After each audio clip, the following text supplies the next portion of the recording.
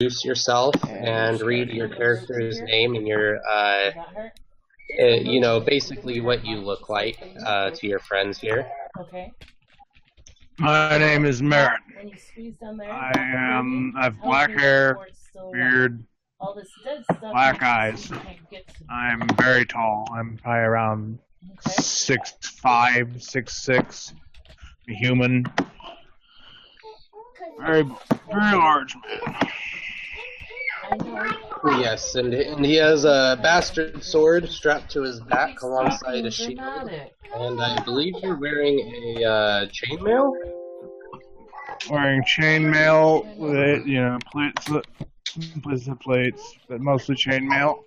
And I'm holding my helmet underneath my arm. I have a full-faced helmet. Well, the halfling, welcome, Marin. It's good to see you here, my friend. And so, Brian, can you introduce yourself, please? My name is Throp Bumblemeyer. I am a forest gnome druid. I have my trusty riding dog with me. And I am a worshiper of Lurg, master of beasts and god of strength. All right. So, Landis, can you introduce your character, please? Sure. My name is Landis. Last name is pretty much unknown at this point. I come from Kalimport. Never knew my parents. Was raised in a well-known guild there, which I will not discuss. And I too am tall, at a 4'4" height. I've got brown hair, hazel eyes. Okay. All right. Welcome, Landis. Thank you. Ian, will you please give us an intro on your character? Right. It's not gonna get better unless Yes, I am. Because if we don't put the medicine on, then it's gonna grow back. A worshipper of hero. Like last time when we stopped doing the medicine.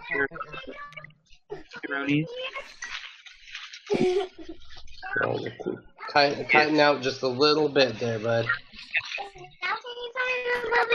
Let's see.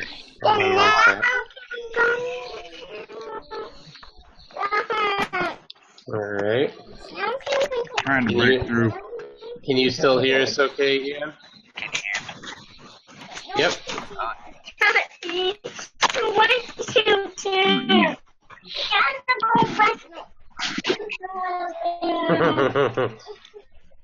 This is a game full of dads with lots of kids for the most part, so bear with us all. So, Joey, let's do an introduction to your guy here. I am a halfling named Gobbledor Greedle. I grew up in Tantalon as a child of a con artist who owns a potion shop, and I inherited the attitude and potion shop from my father. I am a wizard specializing in what's it called? Transmutation. Okay. And you see a snake following me everywhere. Alright.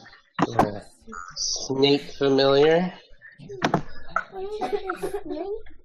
Okay, let me make sure,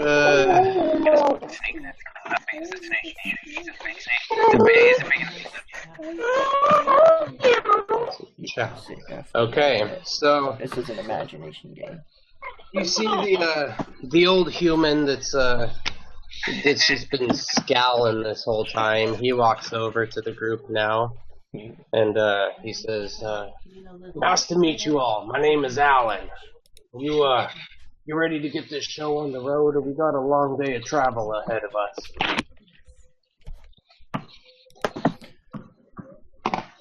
He looks around the group. Reginald says, "Well, friends, when you make it back, I will have a feast awaiting you.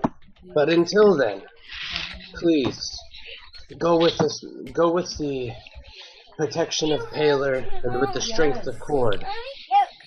Now, when you get there, friends, the only thing that we know is there was a group operating out of there. The last information I got in on it was a few months ago. We haven't bothered to do anything because we've, not had any need to clear out this ruins before.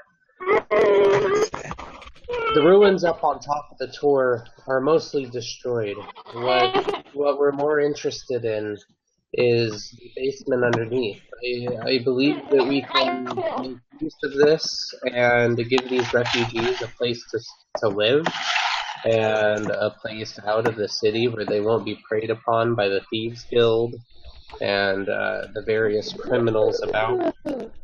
And we will make it very worth your while for doing this for the goodness of mankind. Cool, Dad. Yeah, this is cool. So, the old human and the halfling climb up into the driver's seats on the wagon, and he says, "Any of you that are hopping in better hop in. We're getting out of here." Alright, I'm jumping the back. And I control that. Same here. No, that. I'm gonna Get on back. get on last. Okay. Right on right near the back of it. And hold on, I gotta double check. Our lovely little gnome druid Trot. Is he going to be riding in with his dog also, or is he going to be mounted? I'll be on my dog. Okay. So you guys see the gnome climb up. He climbs up onto his barded riding dog, which looks very gallant, might I add. And and you guys start taking the road. So the road is bumpy. It's mostly gravel and dirt, overgrown by all sorts of brambles and roots, and it's needless to say, it's a pretty bumpy ride. Not comfortable in any sort of way. You guys, you're traveling through a pretty deep wood. It's definitely got you on edge, especially those of you not from this area. You're kind of in a Pacific Northwest type of forest, if you've ever seen anything like that. Mostly pines and firs and cedar type trees. And you hear lots of animals and bugs, and obviously the swamplands are pretty close, but not quite here. But you do get the buzzing of the insects in the distance, and the mosquitoes and gnats picking at you a little bit. So, you guys, do you have anything that you need to discuss with each other on the way? Anything along those lines? All of you guys were recruited from Reginald the cleric, and he's offered all of you a pretty penny. How well do we know Reginald? All of you guys are... None of you guys know Reginald very well. I would say all of you have met him within the last day to week, depending on your various storylines. And so I would say you don't know him real well, but you got the feeling that he's really trying to do this out of the goodness of his heart. He sees these refugees coming in from the city that was completely destroyed, and if they're left in the city, they're going to be preyed upon by the thieves so bad. And with slavery being legal in this area, anybody that ends up homeless may end up having to steal food to survive, which could lead to them becoming enslaved. Or they may have to end up, asking for help, getting a loan, thereby once again leading to a slavery or a debtor's bond kind of.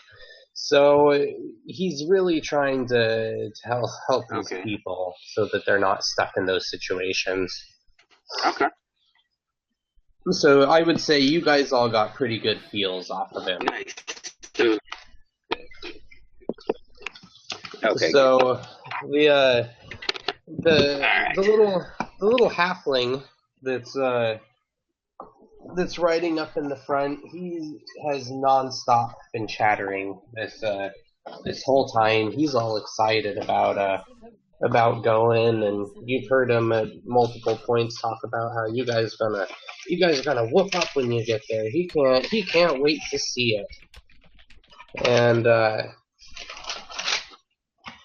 you know, he'll look back at Marin and he'll be like, I really like your sword. Where'd you get a sword like that? I mean that thing's bigger than me. How do you even swing just kind of shrugs. Just kind of gives him kind of the stink eye and just kind of shrugs. How do you even swing something like that? He has good spirit. He's harmless. And he just wants to be left alone. Little guy.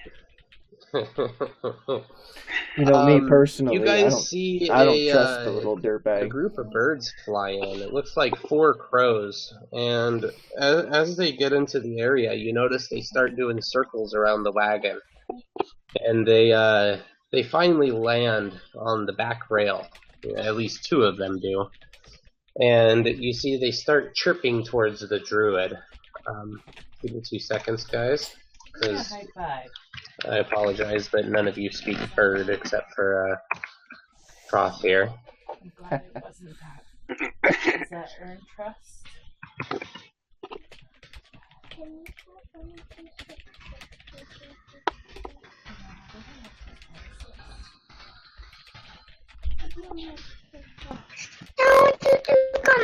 Yeah, I'm a little bird brain. As long as you get one for your brother too. Alright. Did you get that message, Brian? I did. Alright, so my friends from the forest have told me that the flesh eaters, they take the child, human child, the babe. That's all I can get from them. There's no, you had infections in your ears? Well, there's been a child taken of some sort they've seen. That's Wait a minute. Wait a minute. You're telling me you can talk to that thing? No. Wait. You can talk to a bird? Sure, can't you? You see, he just looks completely baffled at this point. He has no idea what to even say. He's just in complete awe of Troth here. And Alan Corvin, the old human teamster there, he looks back and he shouts, you know, rather loudly. Maybe his a little hard of hearing. Well, if you're talking to them, what are they saying? No, they say that the ruins are inhabited by flesh eaters, and they have a human child, a baby. You see, he looks a little distraught. He says, Reginald, he's sent a caravan. That's not good, my friends. We sent a wagon down to Rurit's Hollow. Had a family. Had a younger female. She was pregnant even. There was about 15 of them in a caravan of 2 wagons. But they had guards and everything. Where was that caravan sent down to? We need to all keep our eyes open. They left yesterday. They should have been making it to Rurit's Hollow by tomorrow night or so. We could send word ahead. You see, he looks deep in thought up there. He looks like he's genuinely stressing out. And you guys keep trotting along the trail. You see it's starting to, it's past noon at this point. So, guys, I think we're in the employ of a bunch of either disguised characters or a bunch of morons, basically. Well, I have to agree because it's already suspect that they just show up and are like waiting for us. That's pretty convenient. They didn't do any research on the locations beforehand or scouting or anything like that. So either a setup for us or they're really stupid. Okay, do you know where the chat bubble is, Ian? I should probably... The chat bubble, yeah, I see it right there. Boom. Okay. Yeah, I want to detect the evil. I think that would be a good idea to try to discover intent.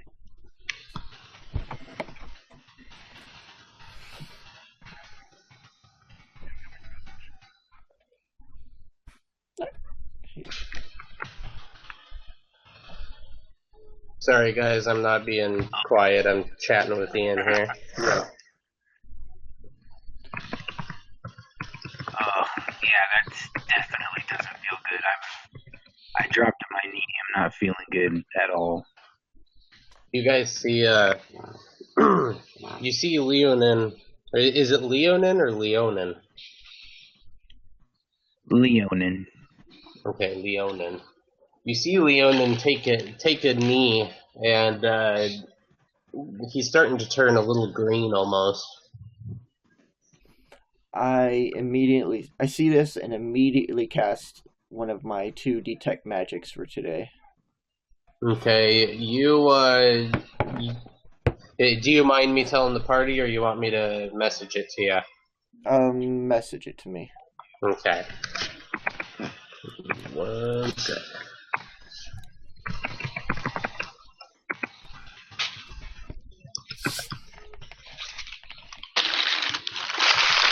Starting to feel a presence in the distance. There's something else that's kind of out there right now. Don't know what to think about it. Okay. Well, you guys see me just make some arcane gestures and whisper something. Okay, so you see the wizard. He appears to be casting a spell, and he's deep in thought. Let's see, who do we got? Honestly. So at that point, up ahead on the trail, there's a bend about 200 feet up, and you see someone pretty short. You can't tell if it's a child or one of the smaller races offhand, but they're running and breathing very loudly. Obviously, they've been sprinting. You see they're wearing nothing but knickers, and that's it. And there seems to be covered in blood or something all over the chest and arms. And they're running and then tripping and falling and getting up and trying to run again. And you start to hear something in the distance. You can't tell if it kind of sounds like the jingling of either horses or armor. Yikes. And the driver stops the wagon at this point. What are we doing, guys? What are we doing? Well, we probably just jump out. Defensive stance. We need to defend. I'm gonna look around. Okay, you guys. Let's see. I can do a listen check. Okay, give me a roll. So, Andrew, when you go to do a listen check, go to your character sheet. Oh, yeah, you got it. Second one. So you crane your ear and start to listen, and you hear the thump, the thump, the thump, the thump. And at that point, coming around the corner, big old horse and an armored figure riding on it, and you see he's riding straight towards the smaller figure. You see him start to pull an axe off of his waist. What do you guys do? They're about 100 feet off now. You see a figure in scale mail. At this point, you can see the hairy, gnarled, and scarred up arms of what appears to be an orc. Try to take a shot I'm with going to my arm bow. myself. Alright. Who, we'll do a flat-footed phase. I'm going to let all of you go right offhand here. Sometimes I'll have you guys do initiative, other times for pure simplicity. I will do kind of like a linear, and I'll go down the line. So sometimes it's going to be party and then enemies, and it'll start with whoever has the highest initiative. So let me write down all of your initiative scores real quick here. All right. I know this is my last. All right, Andrew, what is your initiative? Hold on a second. Where do I find that in my skills? No, so it's stats, and it's going to be like on the center of the sheet. Initiative is 2? 4. That sounds about right. 2 sounds. What's your dexterity? Dexterity is 14. Yep, so it's 2. Brian? -3. Nice. I told you I'll go last. All right, Landis. Hang on one sec. Initiative is a 5. Okay. Ian? Mine's also 2. Okay. And Joey? Mine's a 3. All right. So we'll start with you, Landis. The rogue is quickest on his feet when you see it. I would say right at this point, the mounted figure is at 100 feet exactly to the front of you guys. Okay. I'd like to take a shot with my bow. Maybe I can distract him or get a lucky hit. Did this mounted figure already succeed in killing what he was going to kill? Nope, he's still riding towards the smaller figure who's just running as fast as they can. At this point, you guys can tell it's a child. Looks to be human. Okay. Probably. Wow. Somewhere between 8 and 11. Yeah. Definitely time to get hostile. All right, so Landis, make your roll. What was that now? How about we? Oh, I'm sorry. Ouch. All right, so Poor kid. the arrow hits him, but it bounces right off of his armor, just like nothing. Although you have gotten his attention, you see that he veers away from the child and just starts riding at you guys. You forgot your modifier. You should get a dexterity bonus, right? Yes, I did. It's still only an 8. You're still on an 8. You're still Yeah, that's okay. Yeah, what would your to hit have been? Plus 5. Plus 5. So 8? Yeah, dang. You can go to your weapons and roll your weapon hit. Yeah, that's another one. Includes If that's all your stuff. Yep. Ah. Sorry. Yeah, it's hold on. Trying to find it. Yeah, you'll see there's a whole section there. So when you go to, hold on. I don't think I said mine up right. Alright, so yeah, like with your weapon right there, with short bow, you would push, hold on. Would it be weapon 3 attack, I guess? So you'd hit that one. Hold on.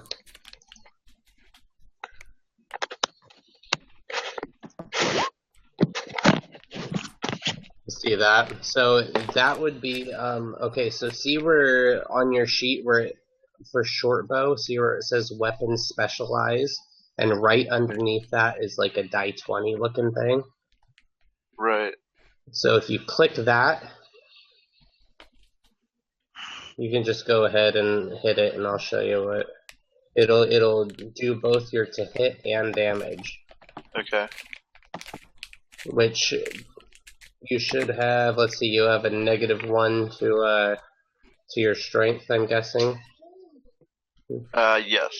Okay, yeah. So it automatically calculates everything. Bows So are die dex, 6 though. plus 1, yeah. Or die 6 plus -1. Actually, bows are dex, aren't they? Yeah, bows are dex to hit, but strength for damage. Huh. Mine for a sling, mine has damage ability as dex, That's interesting. and attack ability is dex. Or is it? God, am I wrong, guys? Is it dex? I have no idea. I might typed in be sling. thinking of a mighty bow. It's been I a just long time typed in since I think you only get your strength modifier if it's a composite. Short bow. Right. Yeah, something like Right. That's Yeah, pretty and fine then for strength. yeah, and then there's the mighty bows, which are the the big old. I think any just specialty bows designed to give the strength modifier, you get your strength modifier.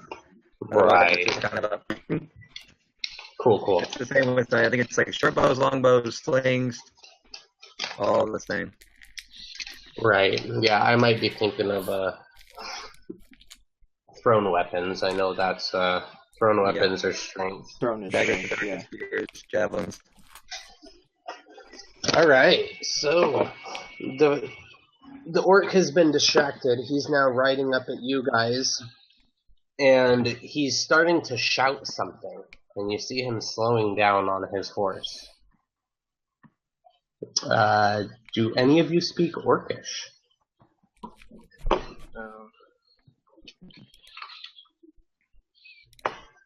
I could. I didn't add all the languages that I can speak.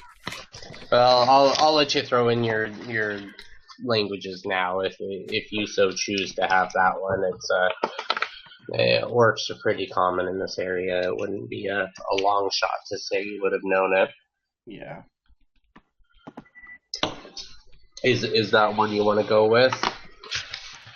Yeah, I can have one more, but let's just put that in for now.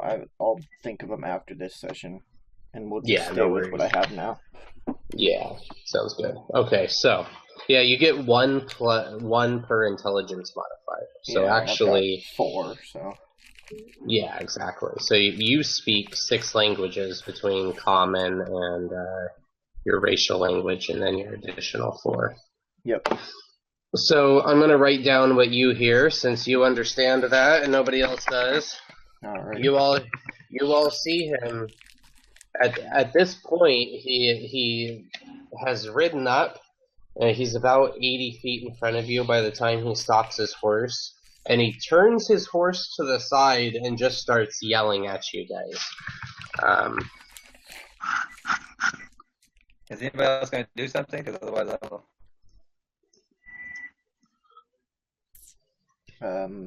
Ben should know who's going next, but he's typing out to me.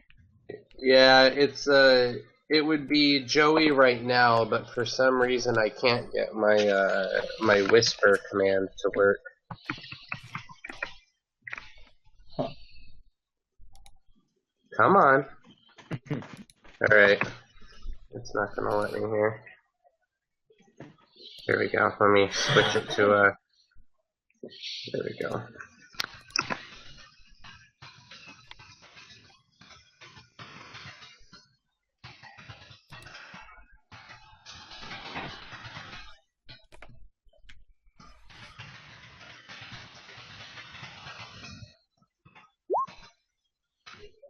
Alright, there we go.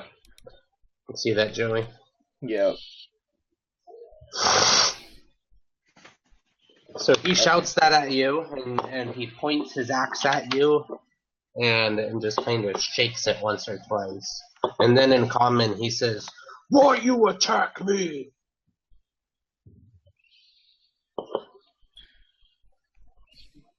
What do you guys do? And is this child still running at us?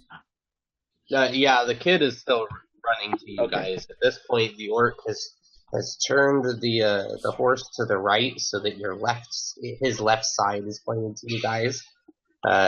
probably so he can take the fuck off if he needs to.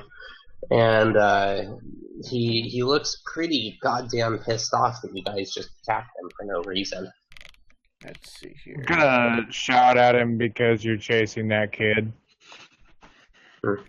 Okay, roll me a sense motive check real quick. And then, yep, whoever called the sense motive, I'll let you take it.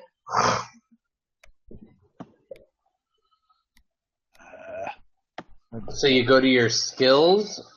Yep. Oh, yeah, that's it. Yep.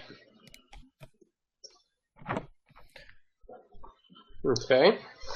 So you guys both try to attempt to understand what he's getting at, and you guys are both pretty baffled, I would say. As for the rest of you, he says, "This is my slave. It's mine by law. You're lucky you didn't hurt me." Okay, well, I guess we know what's kidnapping the kids. You see, at this point, he takes his helmet off, and you see a pretty scarred up orc. He's missing his left ear. Lots of you don't know if it's ritual scarring or if this guy's just had a really unlucky life. But at this point, he starts trotting up to you guys slowly, and he puts his weapon down on his lap. And you see at this point the kid has made it up to your wagon. He's covered in blood. None of it doesn't appear that any of it is his. But he looks absolutely terrified, and there is no way this kid is older than 9 or 10. I asked you guys have a couple seconds here before the orc gets up to you. Is there anything you guys want to say to while he advances? Can I yell at the orc in Orcish? Did you obtain Alright, go the for it. slave illegally?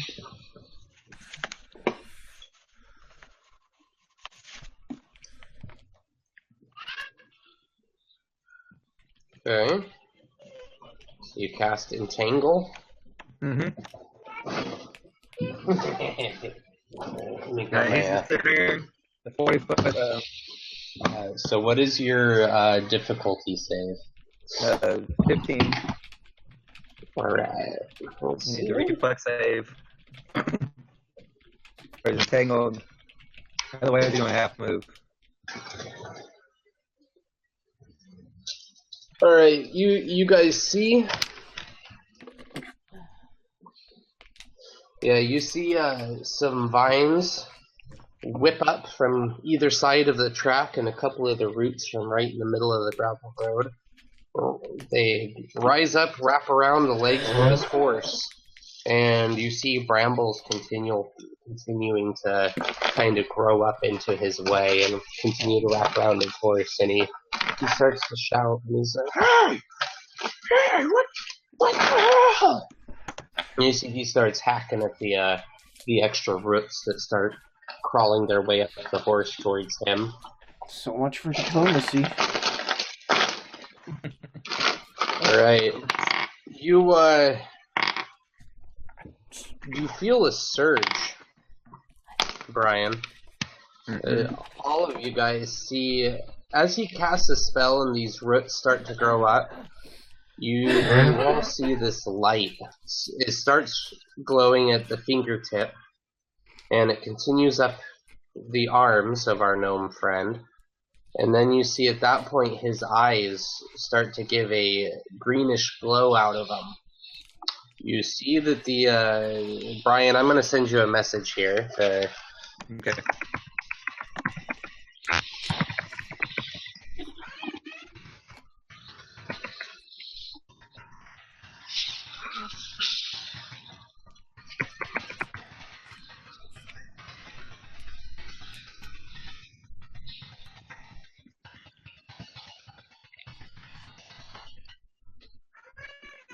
You guys see it at this point. All of those vines that were starting to entangle the horse start to sprout thorns. And you see him start to pierce into the side of the horse, so the horse starts to let out a long whinny. It's obviously in pain. It's trying to escape and getting itself wrapped up more and more, and it starts to bleed.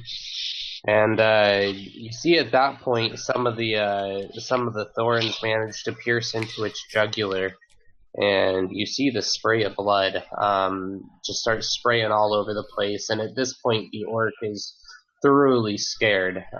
He's trying to get off the horse, but his leg's been wrapped up on the left side, and he's starting to panic at this point. He's like, What are you trying to me?" I'm shocked, and of course, Mm-hmm. sad for the horse. You see, he starts hacking down at the vine that's wrapped around his leg, and he manages to hack through it. He falls to the ground, and he starts trying to crawl away as the other vines start wrapping around his wrists and legs and around his torso. You guys, you start to see this orc being pulled down to the ground and pinned by these thorned barbs. You see the druid look like he's gonna pass the fuck out too. And his dog actually lowers itself to the ground so that if he falls off, it's not such a fall. And you see the riding dog start to kind of whimper at this point. All right, you guys got free movement right now. Free movement, okay. I think we'd snap the druid out of it, maybe. I am gonna run up to the orc and start helping him rip those vines away.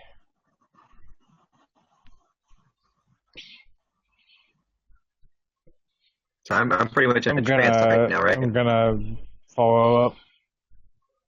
I'm gonna just keep my distance a little bit. Okay. So you guys start to, or Andrew, your character starts to advance, and the other one is up there trying to help the orc out. And you see at this point the sentient life of the vines starts to fade.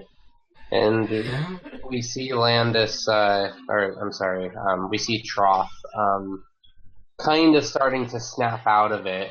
Brian, you are back in control of yourself at this point, and you're pretty horrified by what happened and not quite sure how it happened. I don't know what that was. It was not my doing.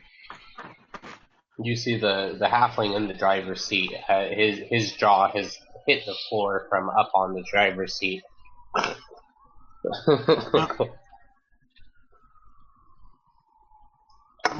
Poor creature. So, you see, the old driver. He's kind of chuckling about it. He says, "Serves the filth right." Yeah. He's not much of an orc I guess lover. they don't like orcs up here, huh?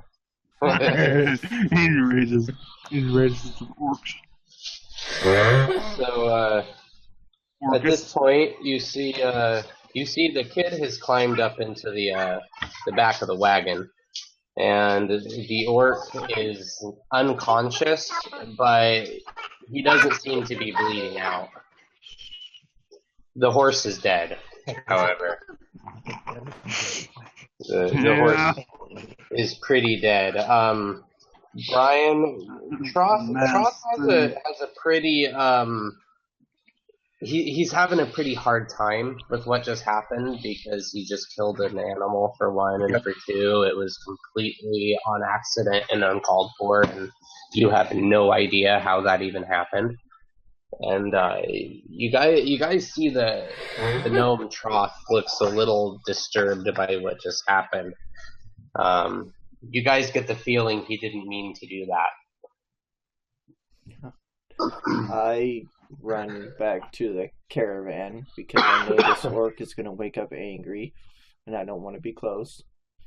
And I try to talk to the kid and see if he can understand any languages. I start with common.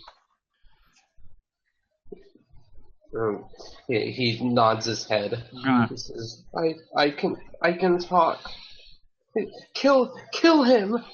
Kill that man! I ask him to calm down and tell me everything that happened. You see, you being small enough, the kid's not as scared of you as some of the other people in the group here, and he kind of comes up close and he says, He killed my mom, and they still have my sister. Her baby was coming. I heard her screaming, and she told me to get help, and I tried. And my sister okay? Were you in town before this happened, or were you living out here somewhere? We were going to our new home. The nice one. The nice one that kind of looked like you. He was sending us to our new home. Why did they kill my mom? At this point, you see, at this point, he starts kind of crying, and I pat him and let him cry, and then I look up to the driver and the halfling, and I sternly ask them, "What's the meaning of this?" He says, I don't know. He may have been with the group that Reginald sent out yesterday. They were supposed to take a different route than this, though. They were supposed to head to the south, go meet up with the river runners. They were going to take him down to the lake and on to Ruick's Hollow from there. I don't know why he's coming from that direction. Either they got lost in the woods, which has been known to happen, or something else happened. Hopefully they didn't get set up or something. There's some fucked up individuals back in Oak Harbor, friends. They're not to be trusted. Why would you send the refugees ahead of us, then? Like I said, they were supposed to be taking a different route. They were supposed to head to the south, take the river. The river's much safer than any of these roads. I think that's very irresponsible and not knowing what was along both routes. Yeah. See, I think Reginald thing is he's trying to get these people out of town before they get enslaved there. The first two ships that came in, they took every single person on board and fucking sold them. Sent them down to Tantalon. I understand. I think we should proceed forward and try to see what happened wherever this orc and child came from, and to see if there's anything left of the other crew. I need all of you to roll a die 20.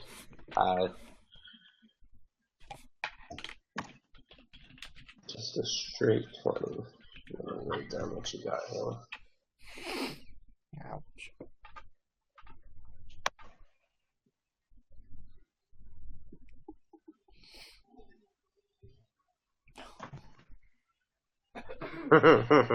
Wow. The dice can hate us all sometimes. Yeah. So dice usually hate me. The boy says, if we follow this road and we find the tree that looks like a people's, that's where they turn. Well, the tree that looks like the people's. They have my sister. They have my sister, and they have my aunt, and they have some of the other people. They all seemed really nice, except for one of them. He was really mean, but they killed him first. They said they were gonna kill my sister's baby. Alright, well, someone with a bladed weapon go up and coup de grace that orc, and then we'll move on. That would be me. Go right ahead. Just gonna walk up to the orc I'm just gonna stand over him and just one quick swipe of the blade. Give me one Right across sec. the neck. So you're walking up to the orc here, and oh yeah. So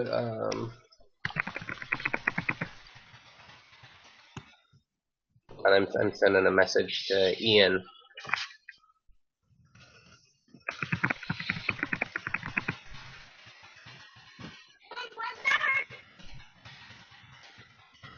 Eat your bubble gum. Eat your bubble gum. Eat your bubble gum.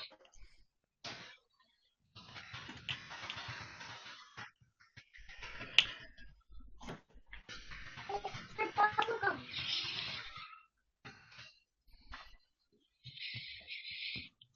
Okay, so Andrew steps up, lowers his sword down, and slits the orc's throat. He bleeds out. He convulses a couple times and is dead. You see this. The kid looks like this. That orc dying really, gave a little bit of color back to his soul. All right. Character just wipes the blood off of his sword as he walks back. Let's get back in and head on. You guys see the paladin looks a little pissed off right now as you come walking back, Marin. So would it make him more mad if I kind of check the body for loot? Hey, that's a that would be true to your form. So Hey, even split with the party. I start praying to my deity. I'm asking him why he let it happen. And you see the old human. He said, "You should have tried to figure out where the hell is their base was first. I don't even know where the hell they were." Hey, That's kid. not important. We'll find him. We've got a Kid, can you get us there? We've got a dog. He can sniff him out. True that. At that And point, the kid dog. knows where. You see the dog barks, and then he starts to walk up the trail, turns around, barks at you guys again. He seems to understand what was said right there. I am the dog whisperer. You see your dog. What is your dog's name? Cessnon. Writing dog. Writing dog. Yeah. Oh yeah, that's right. You did have it. It's SEASAN. SEASNAN. NAN. That's right. Cessnon. What kind of dog is it? It's a writing dog, so it'd be something pretty large, like either a wolfhound, German Shepherd, some form of, the picture they use kind of looks like a really big Rottweiler, kind of. So ultimately, would be cool. Yeah, ultimately, any of the breeds you want. I'm not picky, That's cool. What? Little golden retriever. So the halfling stands up on the majestic. bench, and he says, Tuck. So Tuck looks at you and he's like, "What's the plan, guys? We gotta go get the rest of those orcs?" I'm just kidding. Well, that's not I can track them. Go in there, I'm just rescue kidding. those people, Daddy, I'm just kidding. kill anything that gets in their way. I'm just We might as kidding. well. It's on the way.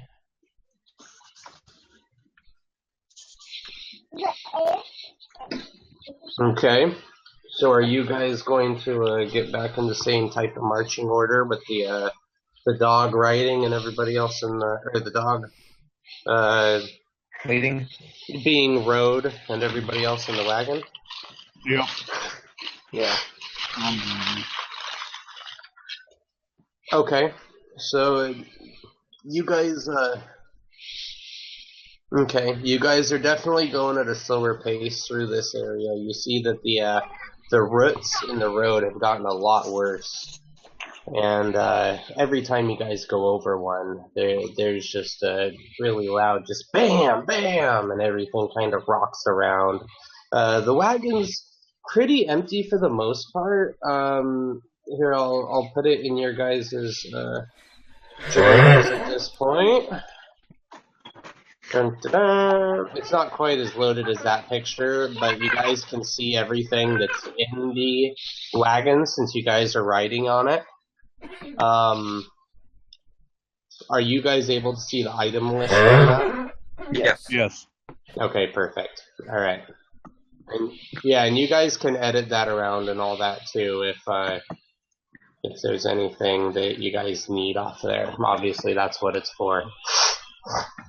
So you guys start heading out again, and you see at this point it's still pretty early spring, so the sun's up a lot later than it was, but it's starting to get a little shadier. We are in the thick woods, so it tends to be get dark a little quicker here due to the shadows. And right towards the end of the day, you see the birds that you guys saw earlier. They come back down and start to circle the wagon again, and then you see them fly off, just to the south of where you guys are. You guys look that way, and it looks like there's something towering up above the trees over there, but you can't quite see what it is from here. Looks to be maybe a quarter mile out that way. You can definitely see something towering up over the trees, and it's down into the valley towards the towards the river a little more. So lower elevation than where you guys are right now. I could scout ahead if you guys want me to do that. You could, very easily do so. Yes. Yeah, definitely. Daddy, come here. I can scout with you if you want me to. Daddy, come here. Recon. I can cast Pass Without Trace on myself. Okay, so who is gonna go do the scouting there, or who all is gonna go do it, rather? Just Landis and I. Yeah, that sounds good. Okay. I have So fairly high hide and move silently as well if you guys need me. you guys are all tiny little guys. Mhm. You guys are all tiny little guys, and I'm huge. I'm gonna stay back. I'm in the guard wagon. Guard the kid. Okay, so the old human is Alan. He's looking for a spot to kind of tuck the wagon and horses out of the way where maybe they won't be seen from so far away if something gets up on the road. So he's gonna start looking for a place to park it, and once he manages to find that, he's gonna try to start gathering up different tree branches and stuff in hopes that he can hide the wagon a little bit. So I would say Ian, Andrew, you guys are still here with the wagon. So what do you guys want to do while the other three are sneaking off? Or the other 2 or 3? I guess Joey, are you going with them, or are you going to stay here? I'm gonna stay here at the wagon. Okay, so what are the 3 of you doing then for the next, say, probably at least 5 to 10 minutes? I'm gonna like perch myself up against where the wagon is, just kind of lean against it and pull out a ration. If I've got Begin eating my dinner. If I've got 10 minutes, I'm going to sit down and study my spell book and refresh my spells for the day. Okay, perfect. So, Landis and Throth, you guys start coming up with a plan. I'm gonna go take a piss real quick, and we'll get going with you guys once we get back. So you guys come up. Basically, you have a downhill elevation change of about 300 feet over the next couple hundred feet there, and then once you get to the bottom, from what you guys can see right here, it seems to level out at the bottom. And after it levels out, it comes up to the Tor. And the Tor is roughly 300 by 300 feet. It rises up off the ground by about 40 feet. And it's basically just this big, somewhat trapezoid plateau in the middle of the woods, and you can see there's an old busted. It looked like it had a tower of some form up top, but that's fallen into disrepair and completely caved in. And other than that, you can see the top of the broken ruins, and you can see some trees up there. You're not sure much of what else though. Not from here. So I would say you guys are about 400 feet away, maybe 500.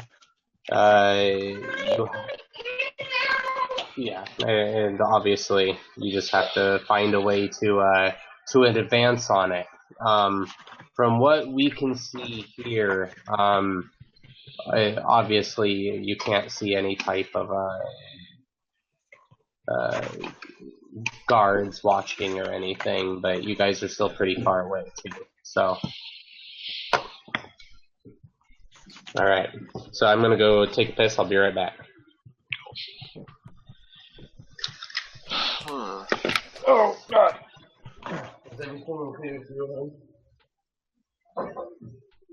Well, we could bring one of those hemp ropes with us. I have one in my pack with a grappling hook. Kind of trying to save it for like when we really needed it, but the cart has a couple. Right. I also have animate right. So. Awesome. And yeah, because he was saying it was kind of a slope. Was it like a pretty steep slope to a drop or what?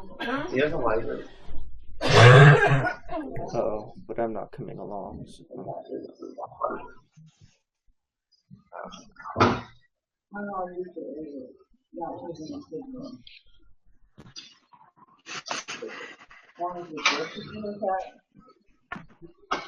Whoever's going, I think we should just try to get close to where we can see what's going on, then just get back. That's weird. Yeah. Just get some information and come back. Yeah, I think that would be the best thing right now. What do y'all think? Yeah. Good to me. Yeah. I think it's basically just reporting in. Figure out what's going on, then come back and make a plan with everybody else. Preparing us. And I'm guessing at this point the dead orc had like nothing in his pockets. Yeah, I'm still kind of bummed about that. Yeah, okay. I don't know if you ever gave us that information. But looting that corpse would have been fun. Whole place back there was one big bloody mess. You got this dead orc who's just drowned in his own blood. And then you got a horse which has been jugulared.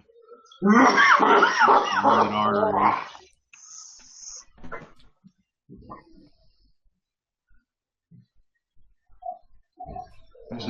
I hope he didn't have any like paper goods on him or anything.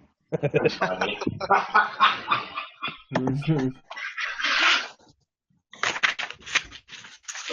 He told me that already.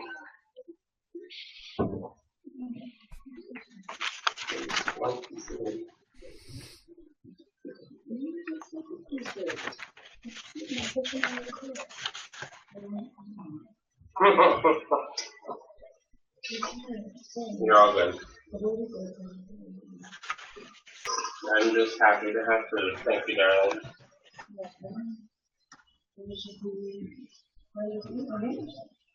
You're right. So do you know where that other lighter is? Okay. No worries. Horse didn't do nothing.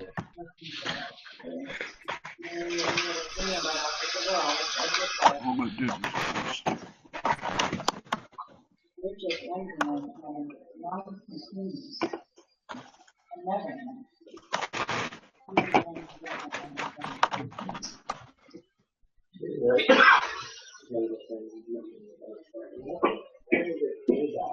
I know you can.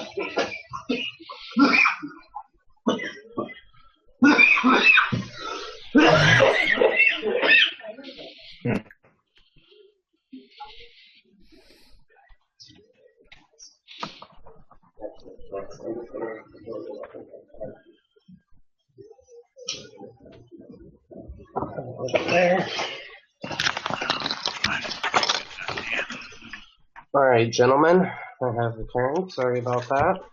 It's all good. You know, if anybody needs to take a piss break or anything, just be like, "Yo." Hey, I'm not gonna be like, "Ooh." You can't do that. You gotta hold it. Should have asked for a hall pass. Hall pass. hall piss. What you're gonna get? I have to give you a hall pass. You're gonna get a hall piss. No, you have no idea. I am the hall pass master. Joey and I, for an entire year, we had a substitute teacher that took over. So our science teacher got cancer, I believe, and yeah, you remember her. I can't remember what her name was. And so she was gone that year from school. So we had a substitute teacher. This guy, deaf and blind, and I mean, we literally had Helen Keller for a teacher. There'd be kids popping the fucking sockets with tinfoil, climbing out the windows and going and playing out in the field. And the guy, he couldn't see to the back of the classroom. So if you climbed out the back window, you were good. Joey and I, every single day, would go up and say, "Hey, we got to get a bus pass from the office." And so he would let us out, and we would leave and go fuck off the whole class. Never come back. Come back to grab fucking, you know, our backpacks or whatever at the end. And, no clue. So That's we bad. for roll call. We did it for a whole year. That's awesome. That's so fucked up. Alright. I don't know. Yeah, Mr. Erdman. Yeah, Erdman. That was it. Mr. Nerdman. All right, so the two of you sneaking up. It's starting to get dark, so you have the cover of darkness. You got about a +10 to your hide checks right now, and you guys. Yeah, I mean, you guys are able to get up there pretty well. And with that +10, I'm a +23 on hide checks. And as you start getting closer, you guys can hear what sounds like shouting and some laughing, and then you hear something glass break, and then you hear a woman scream, and then followed by more brutish laughing. This is all coming from up top of the tor. You guys are able to sneak right up to the side of the cliff. With where you're at right now, you don't see a way directly up without climbing up the side of this, which probably wouldn't be very easy at this area, at least. So you guys can either attempt to climb up or walk around the tor in hopes that you might find another way up. Well, do I feel like there might be another way around there? My knowledge of... You know, I would say being in this area and the fact that there is a set of ruins up there, there's probably a way up. I mean, somebody got masonry and everything up there at some point. Right. You guys want to try to make your way around, maybe? Yeah, we can keep going and see what we can see, I guess. Yeah. All right. You want to go around the north side or the south side? I suppose the side that gives us the most cover. At this point, that would probably be the north side. What do you think, bud? I mean, Essentially, you guys would be in the northern hemisphere right now. So, Okay. just for FYI. I mean, we can take the most cover, try and see what happens. Yeah. All right. So, you guys start sneaking around the north side there, and right away you come up on a switchback path that looks like you could probably walk a horse up it. You definitely couldn't get a wagon or something up there, but it's obviously a well-traveled path. Not only that, but just past the switchback, you can see probably about another 100 feet up. Right as it starts to curve around to the east side of the tour, there also looks to be another path up, although this one's quite a bit smaller. It does look like it's a rabbit path, maybe raccoons or coyotes or something along those lines. Maybe a jaguar. But there's definitely some form of a trail something else has used, something animalistic. Well, it's kind of perfect for our size, then. Yes, Yeah. it is. Keep the party going. Yeah. Okay, so what's your order? Which one of you is in front? I guess I'll go in front. All right. Sure. Hold on, which one was in front? Of the Landis. room? Okay, yep. All right, so Landis, you start making your way up. About halfway up, you hit a spot where obviously some water has ran across the path. You can tell, for the most part, it's been pretty dry, but it looks like there's a little bit of some form of an artesian spring up top, and it has a runoff, and that runoff tends to trickle down this little rock gully that comes right across the path in front of you. And being dark, you didn't realize it would be, the moss-covered rocks, and there would be that slit. So you step on it and kind of slip. So I was going to have you do either a reflex, tumble, or balance, whichever is highest. Let's see. Probably reflex. Okay. All right, but you managed to get out of it okay. You step onto one of the rocks, and this thing's only about it's like a 3-foot wide gully across the path is all, and it's only about a foot deep, and so the water just tends to go through that area since it's a little deeper. Rocks are a little mossy. You slipped, caught yourself, able to get across okay. Roth, you saw him slip on that rock, so you could probably get over without having to deal with it if you take your time. Sure. Alright, so avoiding the route that Landis nearly slipped on, you're able to get across pretty easily and quickly. And you guys make it the last couple feet to the top of the tour. And as you peek up over the top of it, you see that there's about a dozen trees up here. And there was what appeared to be roughly a 30 by 30 foot wide tower. You don't know how tall it once stood. But there's only about a semicircle, about 10 feet high of wall left. The rest of it has either collapsed or been taken apart. And you see that some of the blocks have been moved and set aside, either for reuse or something along those lines. But you can tell this. It looks like these orcs are either trying to rebuild the place or trying to get into the area down underneath the ruins that that the cleric told you about. Up here you see there's 4 orcs. One of them sitting in a chair whittling.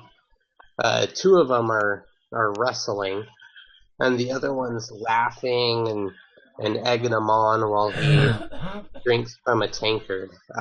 You see that there's 2 men. They look to be humans, and they are tied together back to back with a rope around their waist, pinning their arms to their waist as well.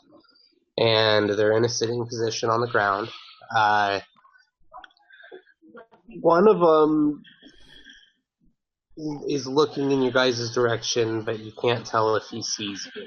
None of the orcs are paying attention, and the humans, they don't look beat up or anything, but they are tied up. And all in all, they're probably about 40 or 50 feet away from you is all.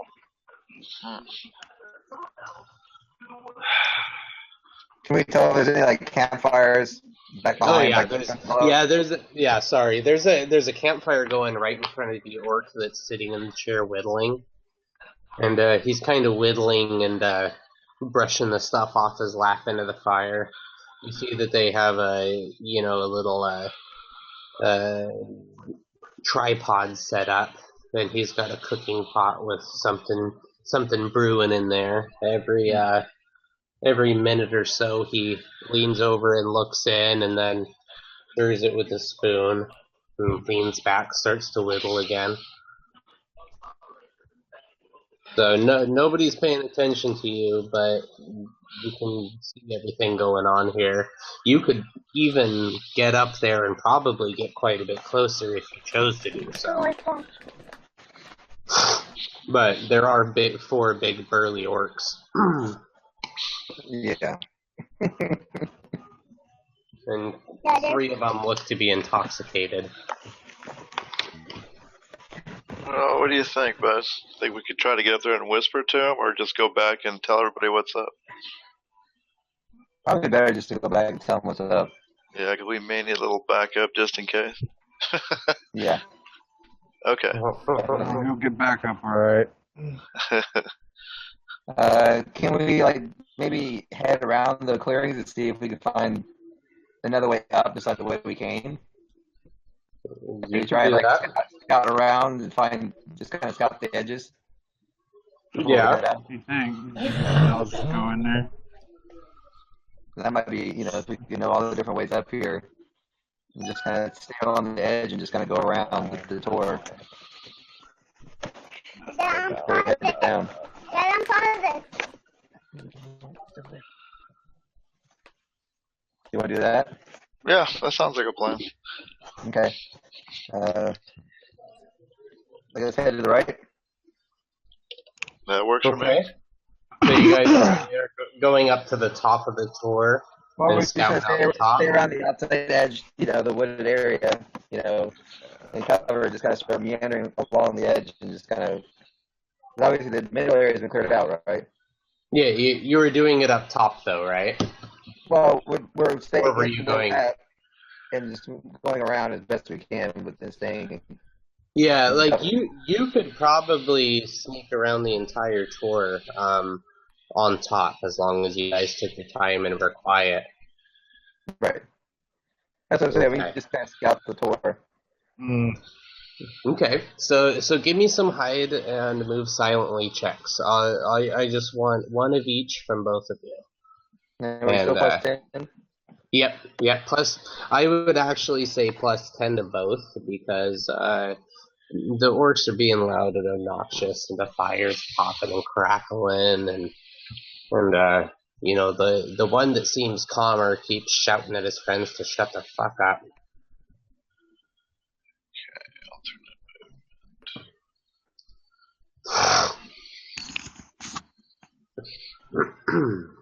Alright, so while they're making those rolls, the other three of you back at the wagon, the kid has been crying, and you see he's pretty much curled up in a fetal position in the middle of the wagon, and he looks to just be really tore up mentally. He is covered in possibly a family member's blood.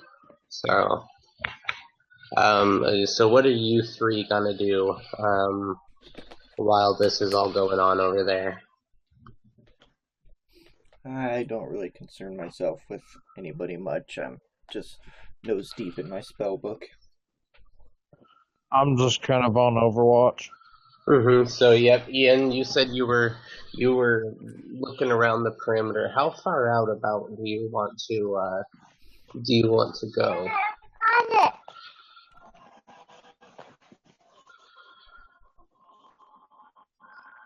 I would say you've probably got about 150 feet in each direction you can go while maintaining line of sight.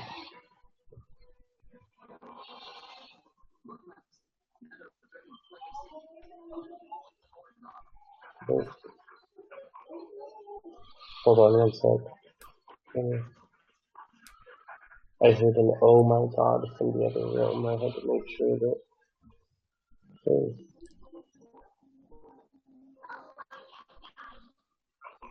Shit, hold on.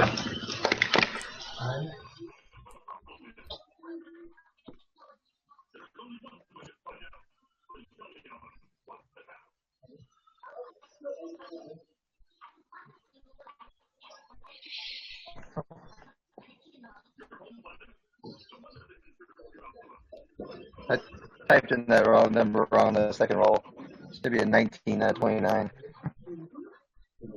Number 20.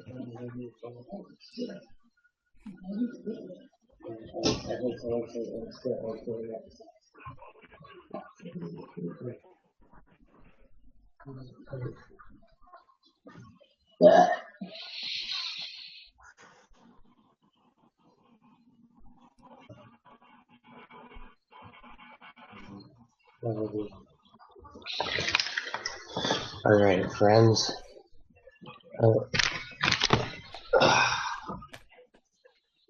Where did you say that thing was? Oh, it's over there. Never mind, I'm just blind. Alright, so Andrew, you said you were taking watch there? Yeah. Beside the wagon, I'm guessing? Uh-huh. Okay, so you're standing watch, you hear the kid crying in there, and he's trying to talk to you and the little wizard. The wizard's ignoring him though. Are you willing to talk to them? Yeah. He's like, Mister. What is it? Those guys, they were eating people. I think they were gonna eat my mom. He said he was gonna eat her. He's gonna eat her real good. Yeah. Why That's not going to happen. Why would they do Just calm that? down. Calm down, boy. See the older driver, he looks back and he's like, shut the hell up, kid. Keep your mouth shut. You need a light. I look at the driver. I look at the driver, and I'm like, I stare him right in the eye, and I ask him, how would you like it if you saw your mother killed in front of you, huh? I did, but I ain't crying about it. Were you a child? Were you a boy? We're never boys around here.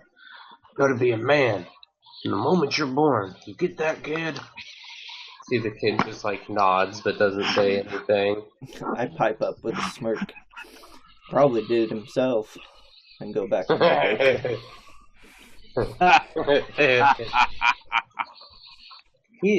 he doesn't rightly know what to say to you.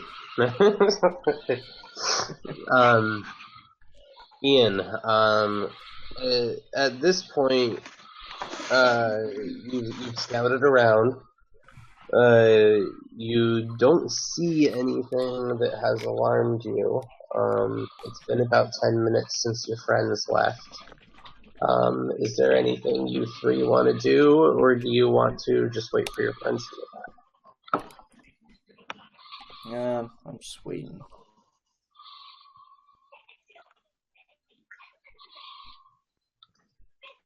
I mean, you can do whatever you want. You could go back to town and get drunk.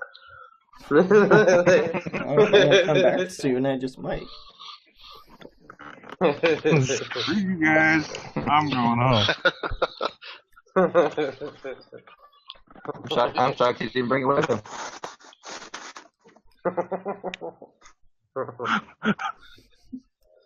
Alright, so my little friends up on the tour, it's back to you guys. You guys have kind of made your way around to the side there, and you reach the area closest to the wagon, and you see that there is actually a platform, and the platform is 3 foot by 3 foot. It has a double pulley system that actually looks pretty damn solid and new. And it's hooked up to a wheel that winches this platform up and down. And the platform also has handrails or possibly rails to keep whatever they're lifting from, spilling over. So, pretty solid platform with a winch that lowers it and raises it. And it's a vertical. So there's like a wheel with spokes that vertically you would kind of winch it up and down like that.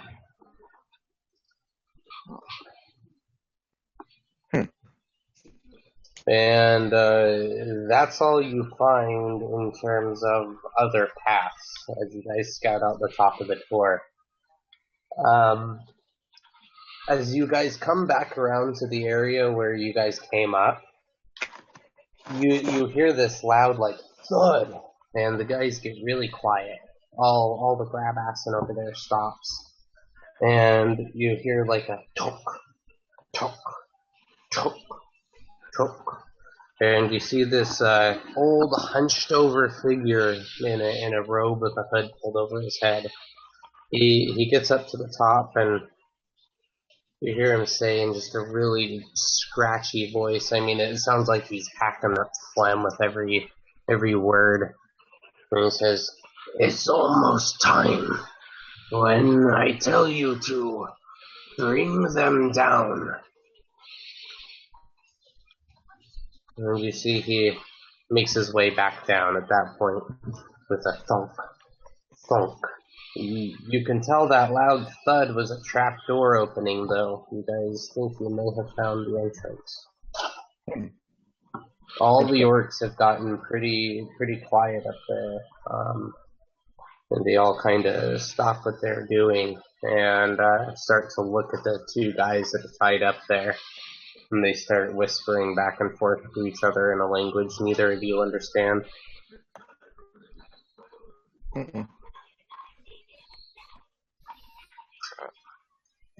Alright, what are you two guys gonna do? We should probably head back and tell them what's going on. Alright. So, each of you give me basically a dexterity check to get yourselves kind of up over the edge quietly.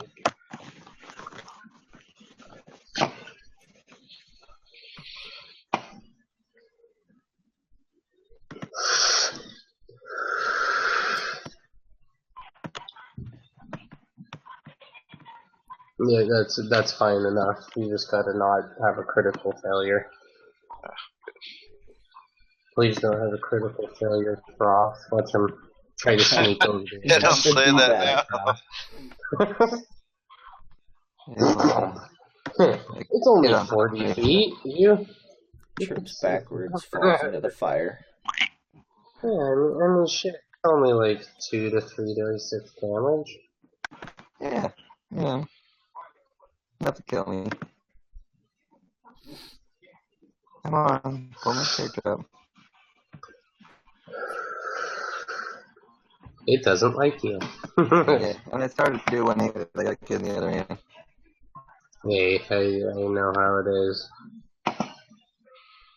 If you go to your character sheet, Yeah, that's what I said. That reflex save? yeah. Yeah.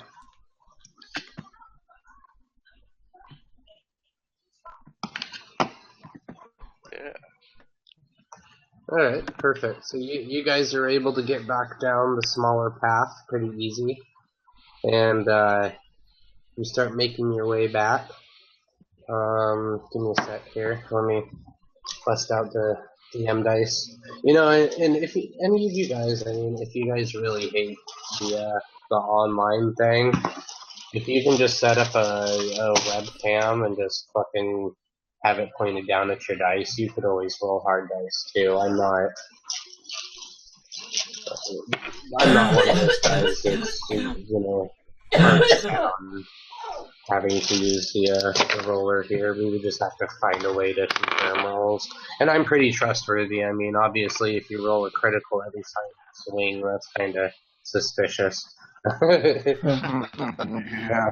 Yeah. I would, but I don't have anything that can use a webcam. Yeah, and honestly, finding my dice too. Yeah, see, I still use my dice, but it's like, well, as the DM, there's a lot of shit that I don't want you guys to see. And that being said, you guys all know. Yep. Alright, so you guys are able to make it back. The three of you back at the wagon. Ian, I'm gonna say your character is coming back up to make sure the kid's okay. And you guys see our tiny scouts scramble up over the edge of the hill, and they step up onto the road, and they head on over to the wagon there. So you guys are all back together. Tuck is standing, beside the wagon, and he's getting all excited, and he's like, "All right, what are we gonna do, guys? Am I gonna go kill these guys for you?" I pipe up, look up briefly from my spellbook, and say, I think we should ignore it and just continue on our mission. Okay, so you two guys, do you guys let them know what you saw, or I guess when you guys come up, Yeah, I tell them everything we saw and heard and understood as much as possible. Okay, so you guys get the rundown. Obviously there was 4 orcs. Some of them were intoxicated. 2 humans tied up there. There was an old hunched over figure that told them it was almost time and to bring them down. Human sacrifices. I guess I mean. Yeah, the kid says, that may have been the other guys. The drivers. The caravan drivers. They were still alive. They didn't die yet. They didn't save my mom either. Tough break, kid. I say we go down there. Find out what the hell is going on. Well, we probably should try and rescue the drivers and see what else we can do. Alright, so Alan's standing there with his arms folded, and he's been he has donned his badass padded armor, and he's got his heavy mace on his side at this point, and he says, "So what's the plan?" He said, "If we're leaving the horses here, they might get attacked by something. I don't know. You guys want me and Tuck to come with you, or you want us here with the wagon? Ultimately, we were told to do what you told us to." I would stay with the wagon. I think you should stay with the wagon. I'm saying if they stay with the wagon, that's a death sentence. What was that, Joey? I said, I'm thinking if they stay with the wagon, that's probably going to be a death sentence. Why is that? We're enough to fight the war. Yeah, because you're right. How about we just grab what we need from the wagon and, leave it in at the side and cover in bushes or something so that it's not as noticeable and all go down there. My fear though, well, the wagon, we can't take it any closer because it's down that hill. So the wagon wouldn't be able to come back up. Most definitely. It's like a 65-degree angle downhill. Yeah, just leave it there. Yeah. So Alan, he looks a little stressed about leaving the wagon, and he's like, "Well, what about the kid? What do we do with him?" Leave him with the wagon. I don't care. You want Tuck and I to stay up here with the kid and the wagon? Horses? You guys head on down? You know what? They'd be more in the way than they'd be to help us. Let's do that. Okay. Yeah. Tuck looks like he's a little sad about not being able to go kick some more ass with you, though. He's like, "Oh, well, I mean, we'll protect the wagon real good. Nothing will get it. I'll make sure." All right, buddy, you do that. All right. So much enthusiasm. I have a feeling we're going to come back to a bloody mess of a wagon. Let's roll. Half a halfling. Huh? There can only be one.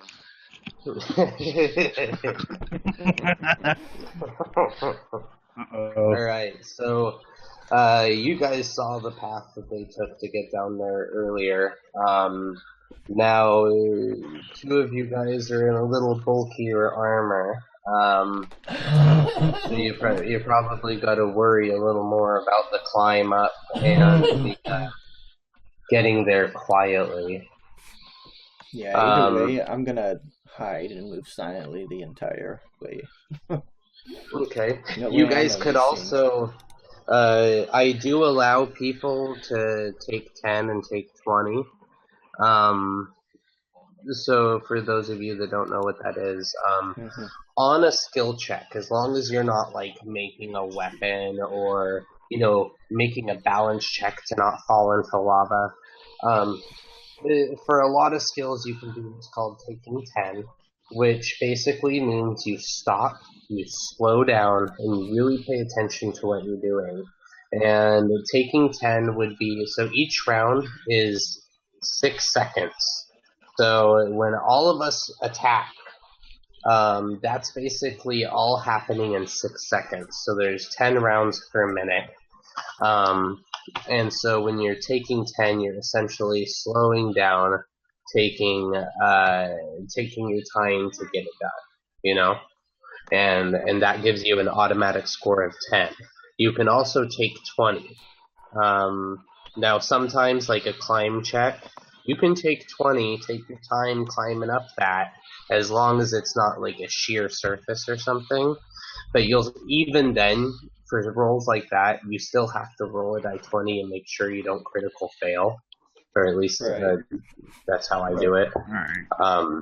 So you guys could take your time and really go in quietly and stealthy. If you were to take 20 on the way up there. Obviously, if they got like a guard really watching, he's still gonna get a spot check, though, you know. Sure. Yeah, I think we should do that.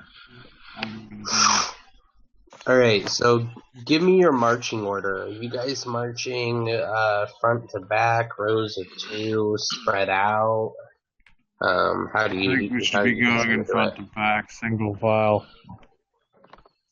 Well, I can pick up the And I'm gonna take point.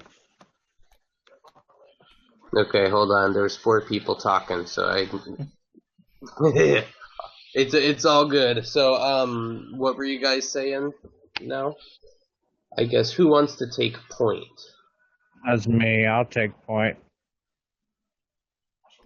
Okay. I'll take point.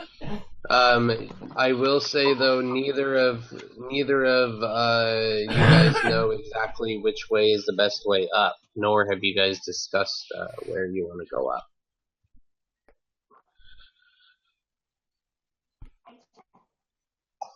Well, probably the best way to go maybe would be the main path around. We should have one of the two that scouted it out go and take point. I will follow. Okay, well, hold on one sec. Froth, what were you saying? Didn't we see another path going up there beside the one the animal trail we took? Yep, there was a bigger path, and then there was this. That was the switchback that looked like you could probably walk a horse up it.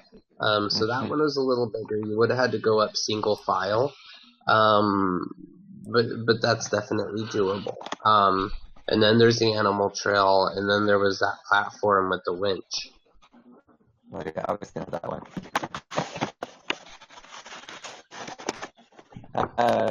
We could attempt the animal trail. Probably the sneakiest way to go. You know what? Why don't we send the ones who can take the animal trail that way, and the other ones go the other way? And one party can give the signal when we attack, and we just all go at it. Okay. Yeah. All right. So, what's your symbol, or what your signal? Signal. We can have the muscle. It sounds like they're going to go right into the teeth of it as soon as we hear anything. We can do our flank attack, or it could be vice versa, you know. Yep. So I guess who wants to take the first attack, or something along those lines? We do have a rogue in the party. Yeah. I can either start it with a backstab, or maybe fire something in the air where we could see it, like a lighted arrow or something. They do have that campfire going in the center too. Yeah. Have we rested since I entangled that one guy? Or is it still?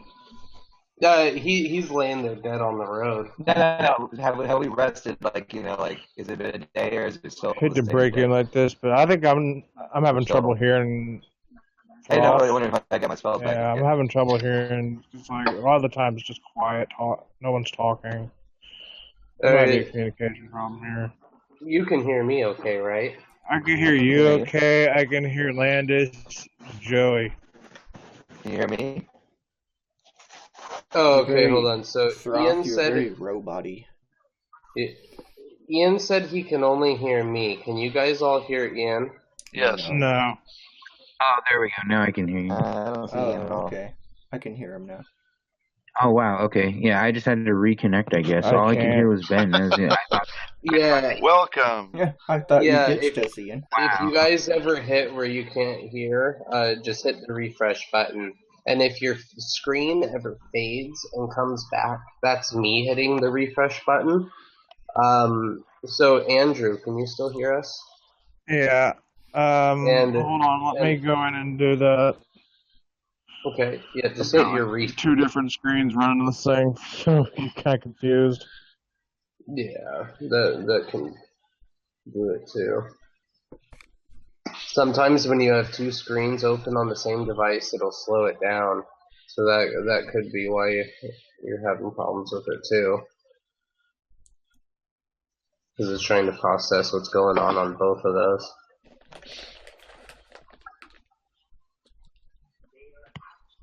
Alright, you back, Andrew? Yeah, I'm back. Can everybody hear Andrew? Yes. Yep. Alright, Ian, can you hear I can Andrew? Alright, and Andrew, can you hear Ian?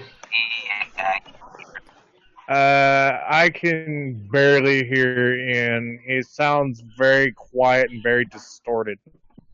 Yeah, same here.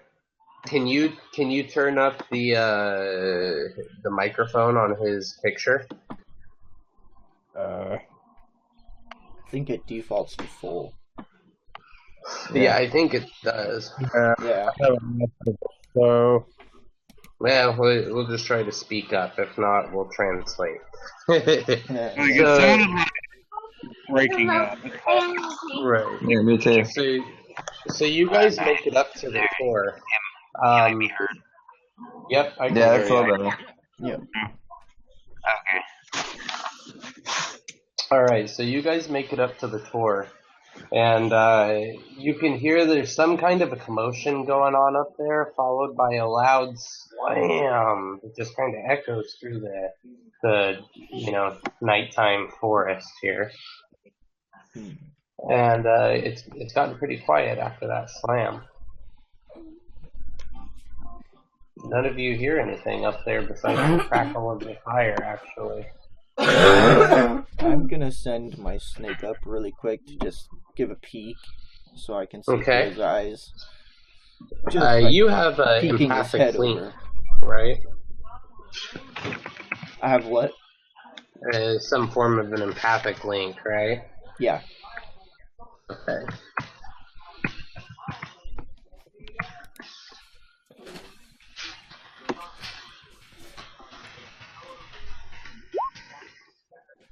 Alright, your snake slithers back to you. Okay. Alright, guys, let's just head on up. I think they're down that little trap door that's open. Roth, your dog has come up and nuzzled you. He obviously knows that something's coming, and he's giving you some doggy love in there. Okay. Alright, you guys, you make your way up slowly and quietly, and you reach the top, and you see that there's not a soul to be had up there. Both the orcs and the tied up humans are gone. The fire's burning itself out, and the cooking pot that was sitting on top is now sitting beside the fire.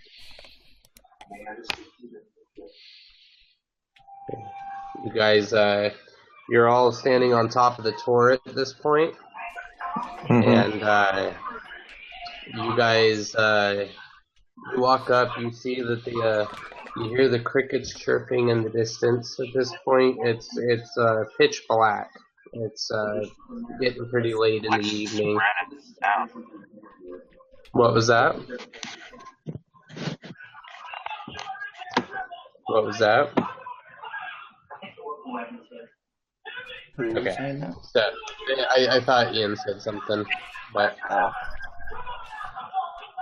so you guys, you see that the trapdoor is closed. That was probably what the loud slamming was. And you see that there is blood all over the handle of it.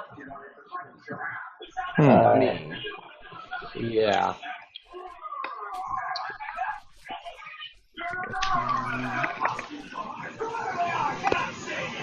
I don't have very many useful things I can do right now.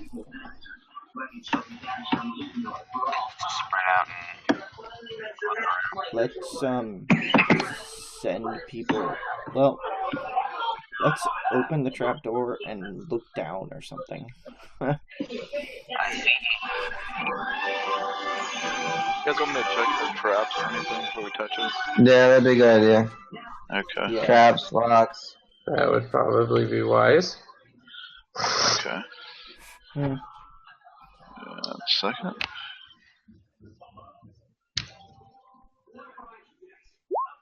See a young woman's hand over there. I didn't throw my Oh, wow. Ouch. I didn't add my modifier, by the way, so that'd be a +5, 4. Oh, well, whatever your search. The dice roll is still pretty Yeah, I kind of suck. I'm not getting any luck with the die tonight. Sorry, guys. Okay, give me 1 second here. I gotta load up a picture for the riding dog token real quick. So we have something. No, what kind of a dude? There's totally a battle wiener dog. That is awesome. Wow. That's ridiculous. Hold on here. I gotta see that picture. Here's a different one that's pretty fucking good. I'm gonna load up. Let's see, Dungeons. No, goddammit. My desktop. I have a whole section full of D&D pictures. It's amazing how many. Sorry guys, I should have been a little more prepared here with the dog picture, I guess. Alright, doggy. Hit it. Oh.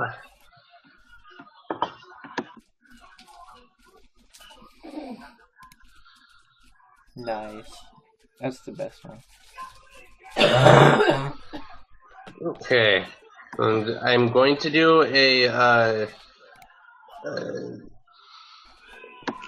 essentially a token check. I'm setting up your guys' tokens. So you guys will be able to see your little characters, see with them and all that. Cool. It'll take me about 2 minutes to get set up, and you guys will have essentially, you check the door, there's no traps on the door, and it's also unlocked.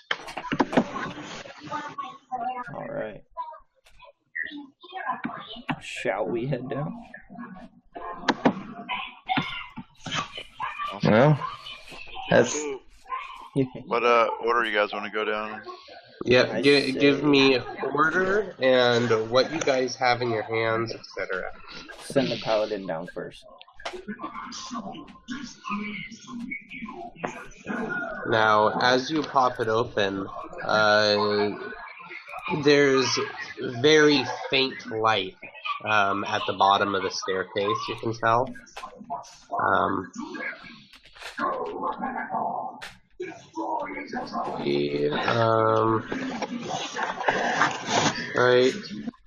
Alright, so when you guys let me know if the whole dungeon pops open. I was hoping to double check my my dynamic lighting settings essentially. Here's on the set my tokens in that. Are we supposed to be seeing anything, guys? I'm still just seeing the map. No, not yet. Let's see. I've Joey, still can got you my see? backpack and spellbook on me. Here's why. Of course. Okay, can you guys see the whole map there? Restrict the whole map, and then Joey, just check and see if you can see your guy if you zoom out. Yeah, I can see my guy. Okay, and he's like standing in a hallway? No, it's all black. It's all black around him? Yeah, it's all black. It's all black everywhere. Yeah. Let's see. But you can see your token, correct? Yeah. Okay, hold on.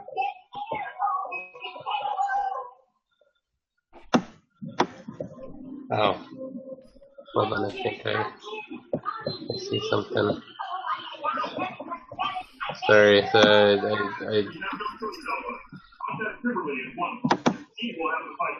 design a site, set my tokens in control.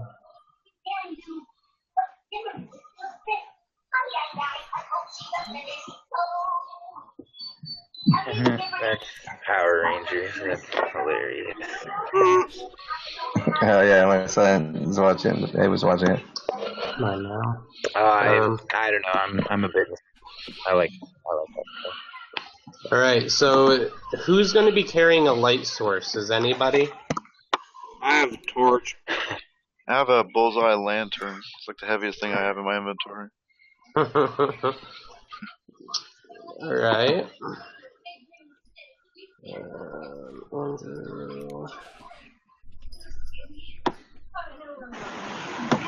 I guess I followed.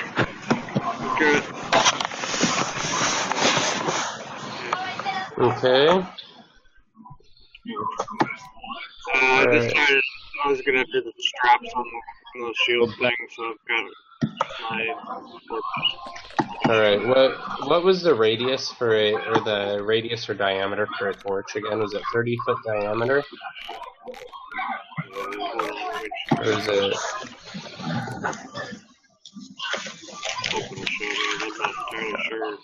Alright, Andrew, can you zoom out and see your character now?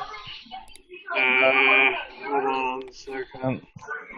So far, all I see is still black. Yeah, you're gonna have to zoom out all the way. It's 20-foot radius. It's 20-foot radius, and then shadow illumination out to 40-foot on a torch. What about the bullseye lantern? The lantern is a single shutter. It's a 60-foot cone and then 120-foot shadowy.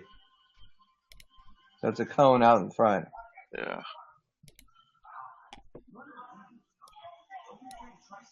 All right, Andrew, how about now? I'm still not seeing anything. Oh, duh. Hold on. Yeah, I've got Hold black. on. Oh, there it is. Okay, I figured it out. Alright, I'm almost done with all of your guys' stuff now. Sorry, that took a second. It's been a while since I actually had to set up my dynamic lighting and everything. Alright, so let me know who all can see their characters so far. I don't see anything. Yeah, I don't see anything either. Yeah. It's all black for me. I got black. Okay. Hey, that's racist. I can see now. Okay, hold on. Leon and... I could see. I'm trying to like... You're fighting with this browser thing I'm using. I'm trying to get the map to move. No worries. Squares, 20 feet then? Or 10 feet? 10 feet, yep. 10 feet, gotcha. Oh. Hold on. Ian, can you see your guy now? Hold on, let me...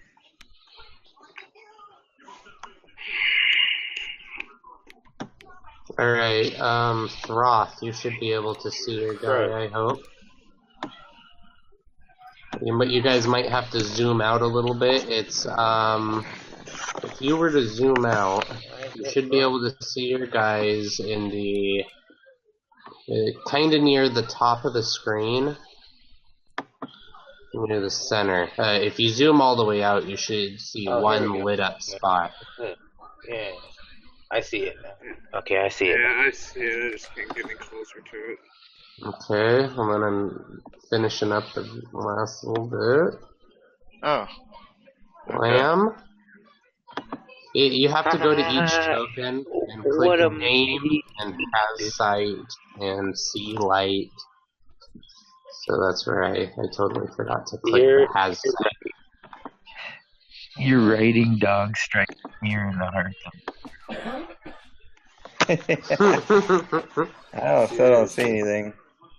Okay, hold on one second. Who can't see? Throth. Okay.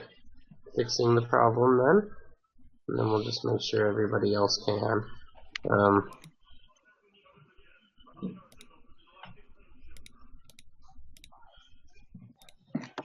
Check his token. Okay, you should be able to see him now.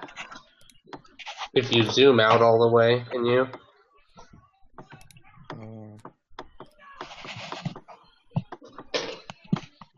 And I have your... like all the way. And then you have to zoom all the way out.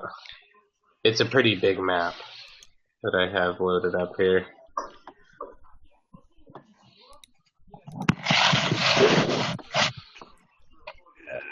Do I need to go down or go up? It's up towards the center, about a quarter of the way down, near the center left. It's just a spot there, so you'll have to search for it. Yeah, here, I'll throw out a big, here. Oh, wow. Okay. Did that help? Yeah, no, okay, so, Andrew, you can see your guy, correct? Yes, I can see it just fine now. I just figured out how to work the No. browser right. So all's And good. now, can you move him?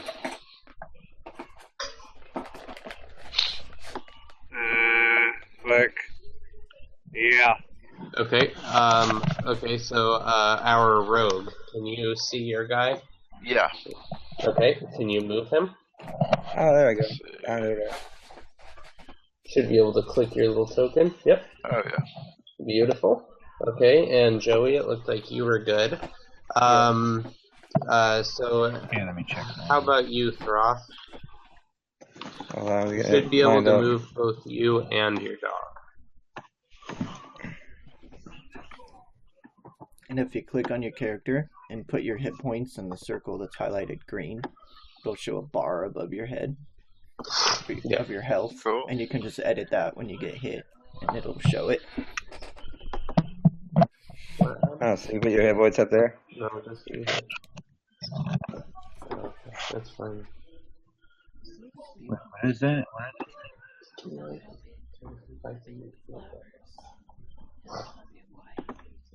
Alright, so I'm going to...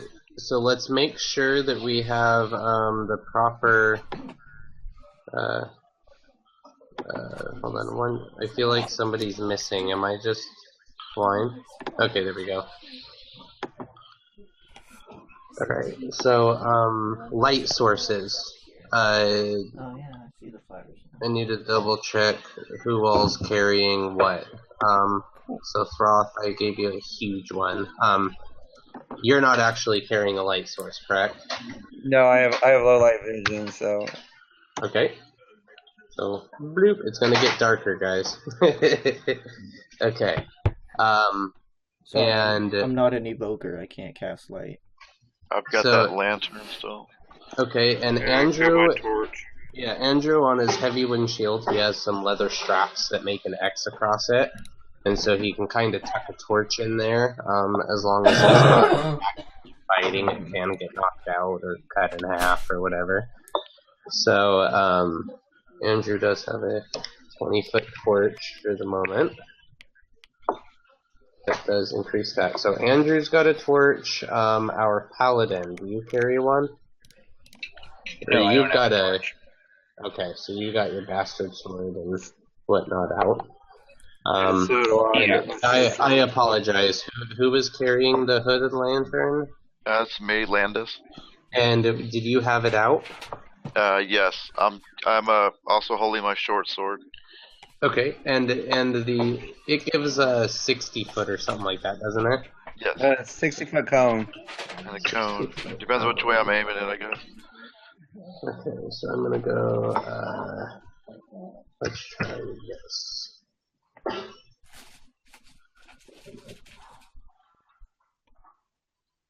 Hold on, so I'm gonna test something with him. Okay, you see that? Hold on. See when I move your guy to the side, he has the cone light now. Okay. And so you can click right underneath the 8. There's that little blue square you can rotate them with, and that gives you the rotation of what you see. Cool. All right. So we got that set up. So everybody can see their characters, right? Yep. Mm-hmm. Yep. All right. So finally, sorry that took so long, guys. So now, you guys, with our low light vision, we see farther than everybody else, right? Yes. I'm not quite sure how to set that. Who all has low light vision? Let's see. I know the 2 gnomes do. Yeah, Probably the half elves. Yeah, I have low light vision. I'm gonna do this with you. So you're gonna see, and low light vision goes out to like, is it 60 It's feet 60 that you can feet. see, Dean? It's double. Yeah, it's Okay. double. Do we have any humans at all? Yep. Yep, the one carrying the torch. Okay. So he's the only one who can't see the whole spectrum. Fine, for your eyes. Give me my eyes. Right? Sounds good. Alright, so gnomes, I got you set up to see that little bit of extra. Elf, you should have that too. And Andrew, you have your torchlight. So you guys step down into the, or actually I should say, why don't you guys move your tokens on the staircase into your marching order? And you can stand too wide. The trapdoor is pretty wide once you get over there and pop it open. And it opens with luckily not too loud of a squeak. And instantly you get the whiff of dust and a coppery tang to the air.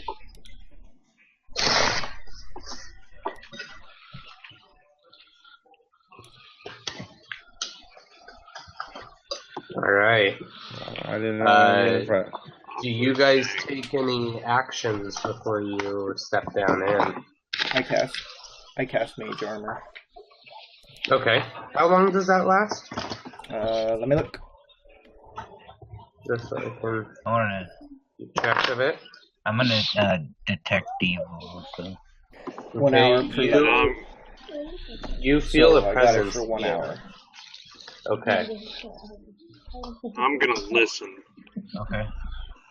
Okay, so Andrew, before you guys all go stomping down the staircase then, you hear some scuffling go down, you hear a door shutting, and you hear, actually all of you at that point, hear this very loud scream of a woman. Loud and very blood-curdling. Oh boy. Sounds like All right. going on somewhere. Alright, as you descend the stairs, There's no first, temporary armor modifier. as in, oh yeah, huh. For the Gosh, I want to say there is a status effects section, to your character sheet.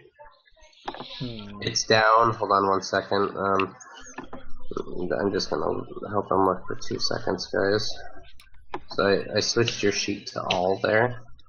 And, yeah, so scroll down underneath, where your armor and shield are. Okay. Is that a deflection, or is that an armor bonus? I can't remember. Armor bonus. It's just an armor, so you would go down underneath ability points, you'd click open on armor there, and then,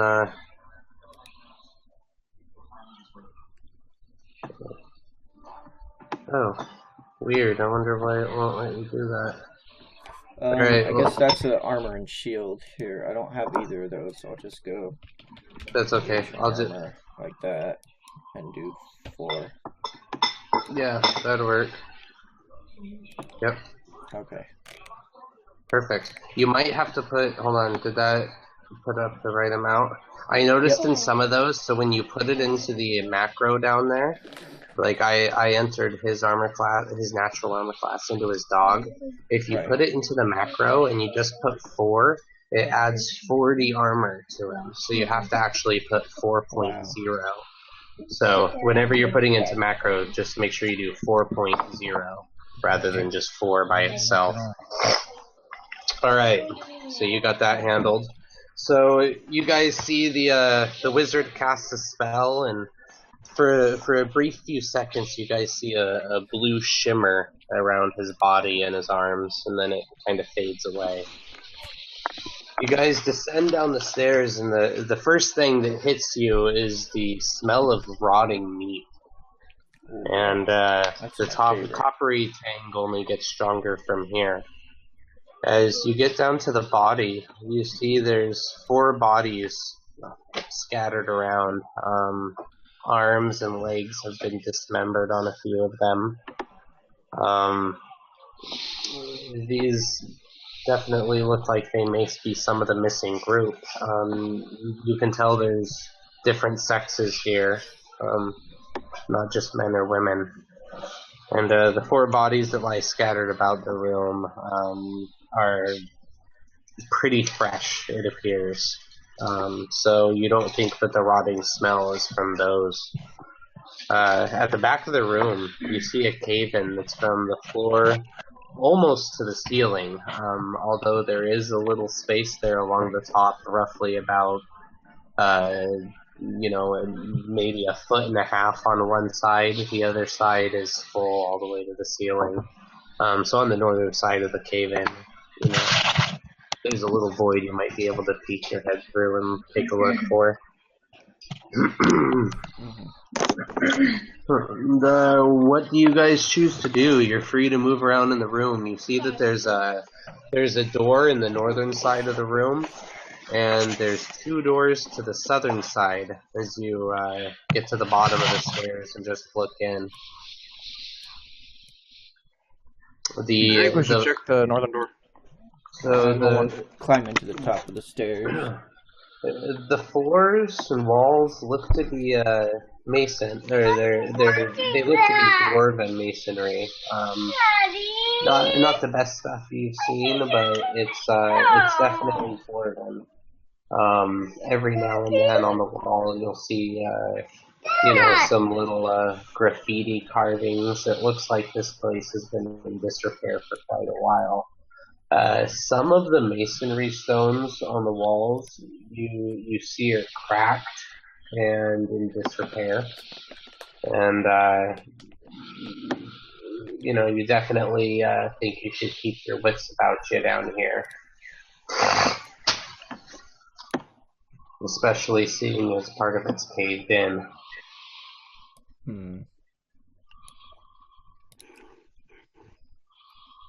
I need to zoom out a little bit. You see in the center of the floor is a sun symbol to Pelor. It looks like somebody had tried to rub it clean.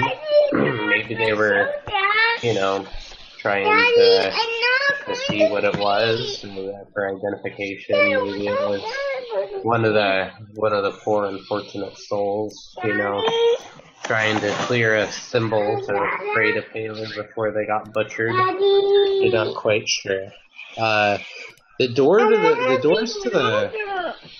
to the south, they're in disrepair. They're definitely older. The one to the north, though, looks brand new, and it has a spiral design drawn on it. I can't go to sleep. I do. I'm be mad. I made a knowledge arcana check on the symbol.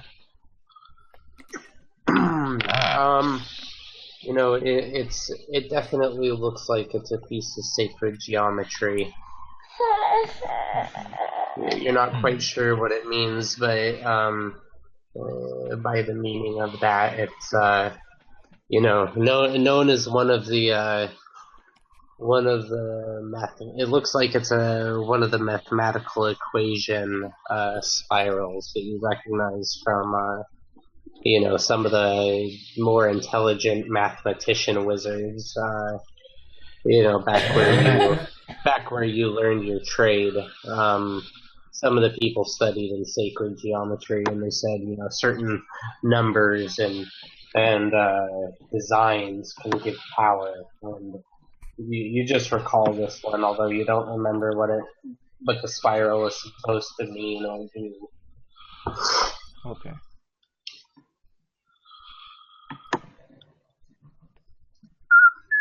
Now, I have a question.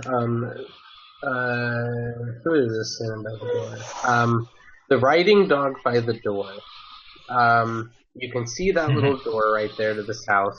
Do you see the light on the other side of that door? No. No. Okay, cool. So I guess when you go in there, I'm interested to see if you see the light sources I've set up in the next area. So I was messing around with the lighting a little bit because I want to, be able to get some really cool maps for you guys, especially since we're recording, Cool. Mm-hmm. Or assuming we're recording, for all I know, this thing's gonna just be like, oh yeah, it never turned on. I know. But, that's okay. Mine says 2 hours and 5 gigs has been used, so Alright, at least cool. I got something. Alright, so, what do you guys want to do from here? You see, there's 3 doors and a cave-in. The cave-in, mostly looks like smaller rocks. There's a very good possibility you could clear out a spot in 5 to 10 minutes, big enough to get through, assuming the cave-in doesn't continue on. I think we should go to the door. Yeah. Yeah, do we have any way of listening in that room before we go in or open the door? Listen, Jeff. Yeah. Which door do you want to listen to? Probably. Okay, so here's how you would show me. Move your cursor over the door you want. Oh, okay. And hold down the left button, and it'll make like a ping. Oh, okay. Yep. Okay, so you're gonna you put your ear up to it, and what is your listen check?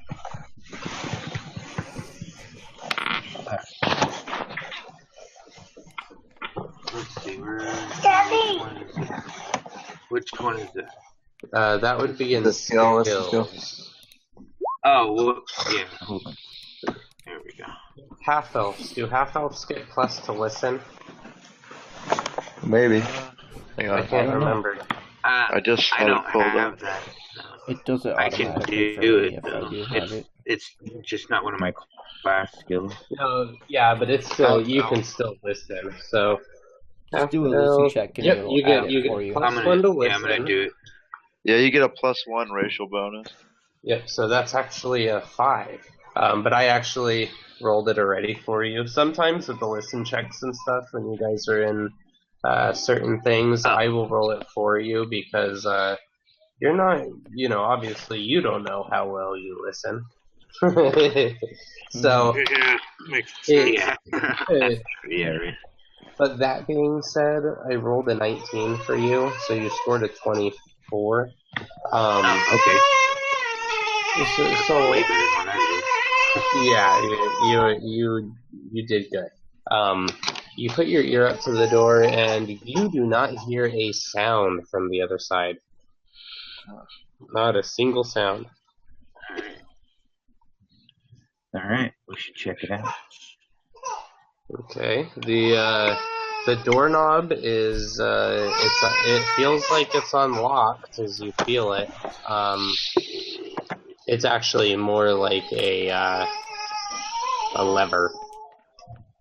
A lever hand. Mm-hmm. Levered handle. Well, I would just to make sure. You what? I would like to detect evil just to make sure before we go in. Okay. You can feel a presence, but it feels distant. Okay. Yeah, let's go in. Let's walk in. Okay, so is that Ian opening the door there first then? Yeah, I will open the door first. Alright, so you open it. Give me a reflex save. Okay.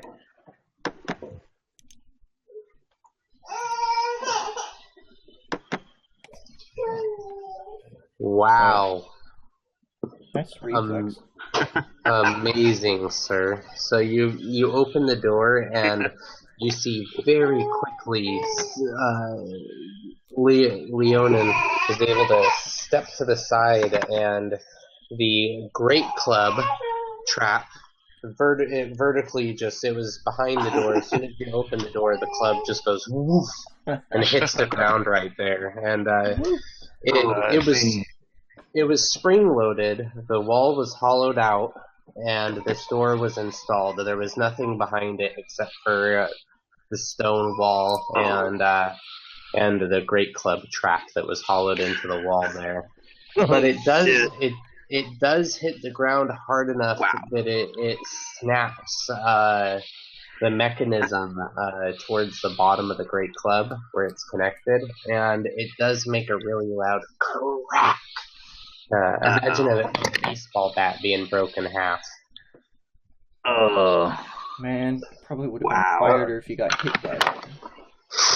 Yeah, that would have sucked.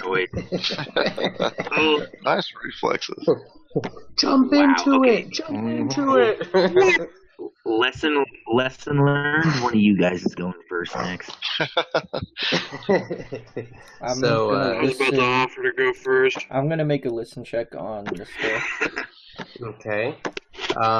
What's your listen score? I've got 1 + 2 racial bonus, so 3. Alright, you put your ear to the door. You can hear something going on in there. It sounds like there's a chanting or something. Oh boy. Well, someone better head on in there before they finish their chanting. I'll go first this time. Alright, so you see this is an older door. This is an original door. It doesn't look like that newer trapdoor that got installed. Can I use Knowledge Arcana to see if I recognize the chanting? Yes, you can. You try to listen to it, and you thought you heard something, but then you start second guessing yourself, and you're like, no, that wasn't the wrong trigger word. I gotta stop rolling these twos. So Andrew, you go on up to the door, and you see that this door has no visible doorknob to open it from this side.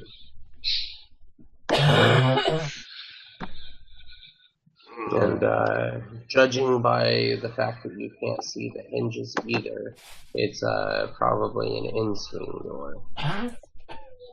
So it would swing away from you.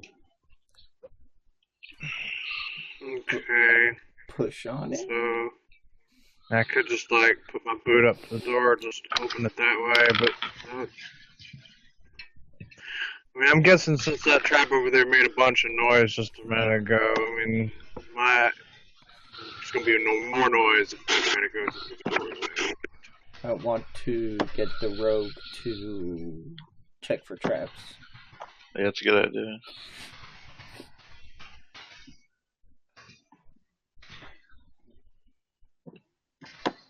Yeah. Alright. What did you guys just say now? Sorry, I was typing something. Rogue is checking for traps. Okay. So, he starts to check for traps, and you see him pause. Did you see my message, Landis? Yes. Okay. Nobody else seems to have heard it. Okay, can I relay the message? What's going on? Oh, yeah. Yeah, I hear a woman screaming from the other side of the door suddenly. From the other door. Coming from this direction. From that door. Chanting or a woman screaming? Woman screaming. I'm gonna say we interrupt the chanting. Yeah, me Otherwise, too.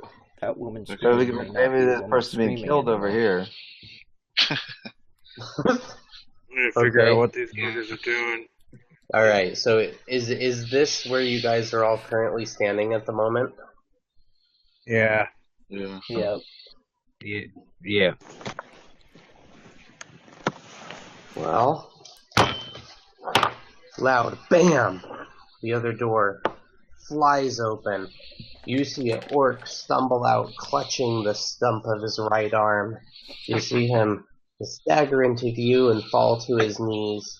He looks over at you guys, his eyes widen, very large. He obviously is extremely surprised right now. And he tries to whimper and start running for the staircases. What do you guys do? I'd say let him go. One less hassle. Okay, he charges on his way on out. You see the light coming. Hold on, let me move my dynamic lighting here. There's not light now flooding in a little bit from that area, and you guys hear some shuffling noises. Like sounds like something's being drugged. I have a feeling that's an orc's arm.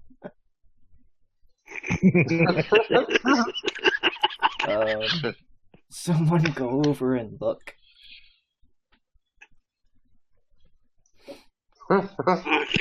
Torch. No, nobody sounds real happy to start that.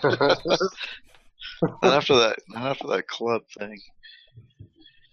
Yeah. Alright, so I have a question. When you guys start working your way there, can you see the light source in there now? Yes. Yeah, we can see him just behind it. Perfect. Okay. So you hear what sounds like somebody slapping a wet towel onto a piece of, or pretty much slapping a wet towel on a stone. And you hear the sound happen a couple more times. Just really sickening, crunching sound too. Orc fapping.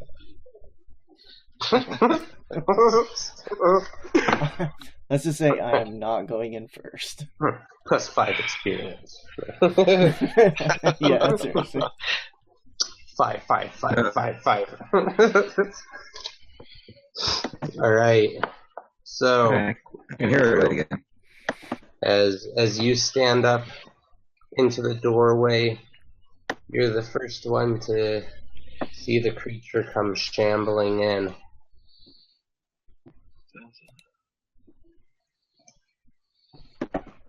Can you see that there, buddy? Yeah. Oh, great.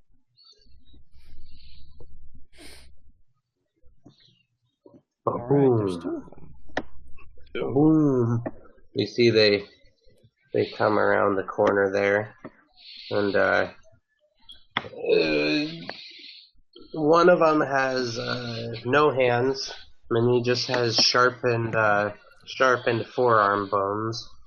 And you see the other one is indeed one-armed and wielding a spiked board.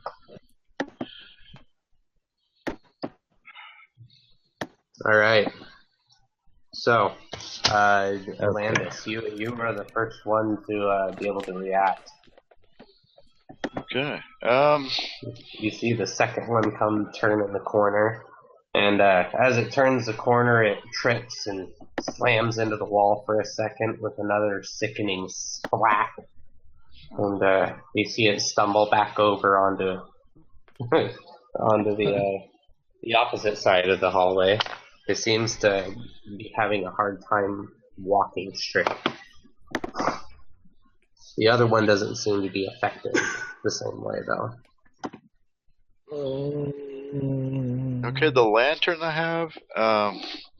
have to hold it to use it. Can I just put it down on the floor while we... Oh yeah. Okay, because I would do that, and I'd start off with my bow again. Okay. So you have more than enough time to do that. Okay. You like set it down, whip out your bow, pull out an arrow. Thunk. Got 1 second.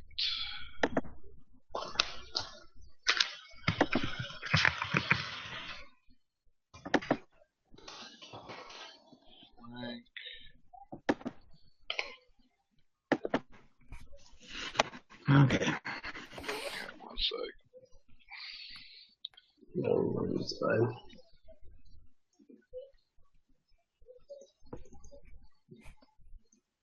Alright, what'd you get there? Let's see. Seems kind of high for my short bow, doesn't it? Well, 6 damage. Okay.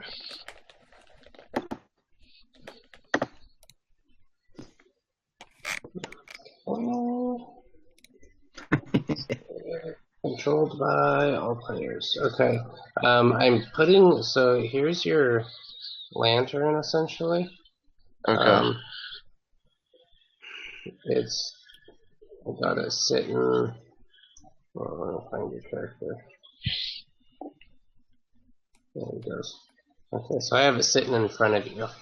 Okay. And that should be able. So if all you got to do is you grab it with your mouse, move it over your token, and then you drag your mouse over both guys, and so you can move both at that point. Okay. That's just a little way to have a light source if you wanna, Okay, good deal. be able to do that, just for shits and giggles. So you take your shot at him, and you hit him, and the arrow thunks right into its throat. Which one were you shooting at? The nearest one. Okay. You took 6 damage. Okay. There we go. Alright, Joey, you are the next one able to react. You see the arrow speed from the bow of our wonderful little rogueling there, and it buries itself right in the neck of the zombie. You see it staggers back for a second, and then moves onwards, getting ready to charge at Andrew. Am I within range of that first zombie as well? For a slingshot, it's 50. Oh yeah. Could I pass the wall corner? Yeah, I would say you just kind of step over right there and fling it on. Okay, there we go. Does that work for you? Yep.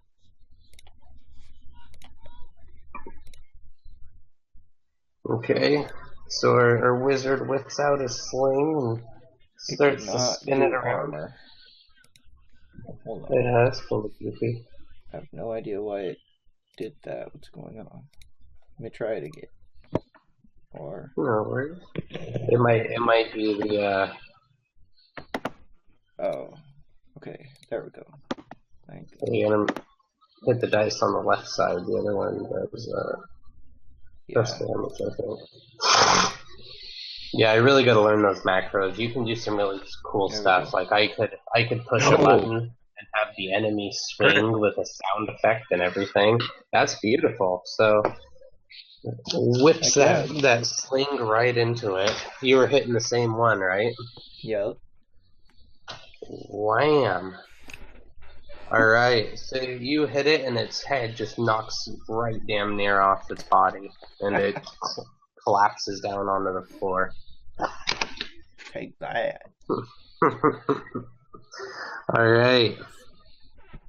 At that point,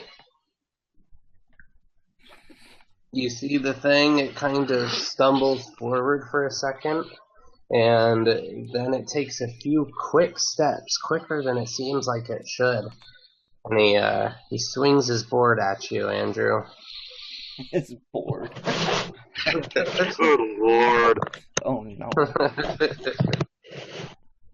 Someone gonna block it. My shield. Alright, here we go.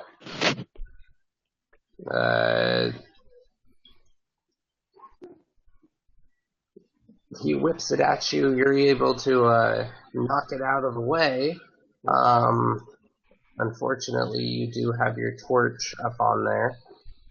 So, roll a die 100, an advanced roll.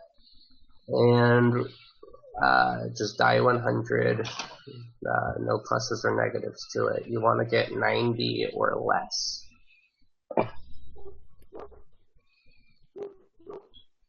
Alright, beautiful. You're able to block it with your shield, and luckily that first block didn't knock your torch loose or drop it to the floor. Now it's going to be Ian and Andrew. You guys go simultaneously. So one of you just choose to go first, I guess, or the other guy. First.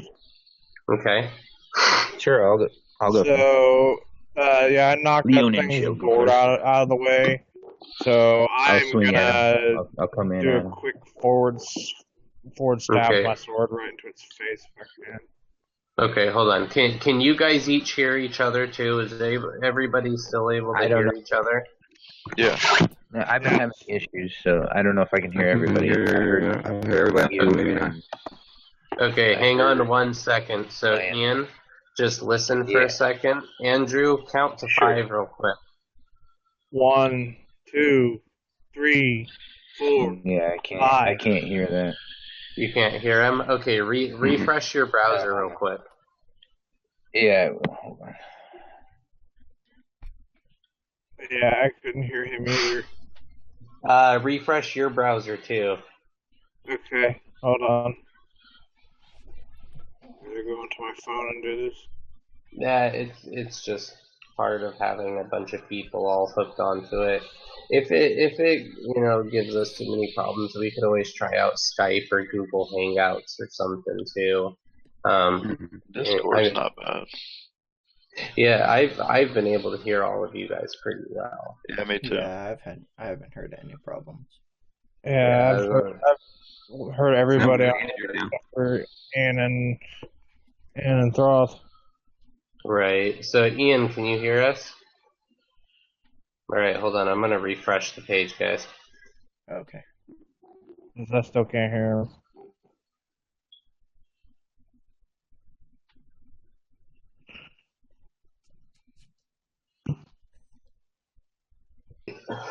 Can everybody hear?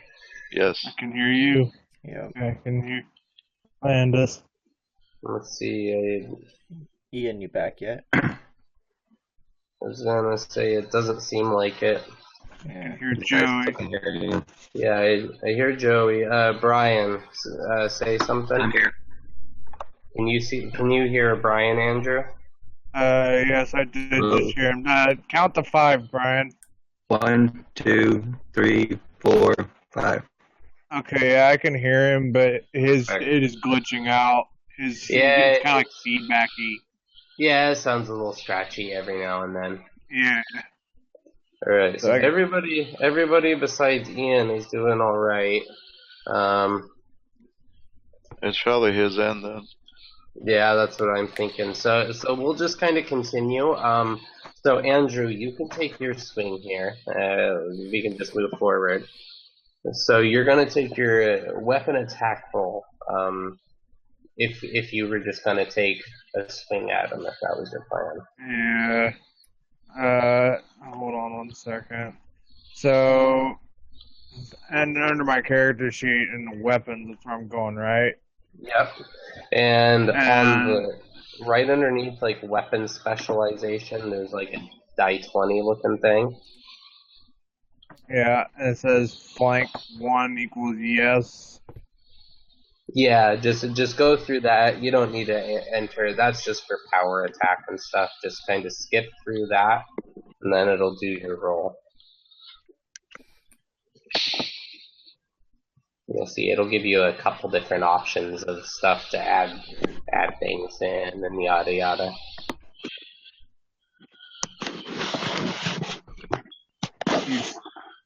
Okay, finally. Damn.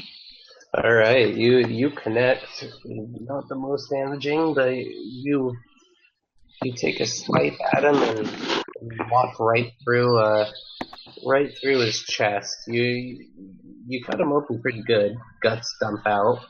But he doesn't look phased. Let's see, Ian, were you able to make it back in? I see his little.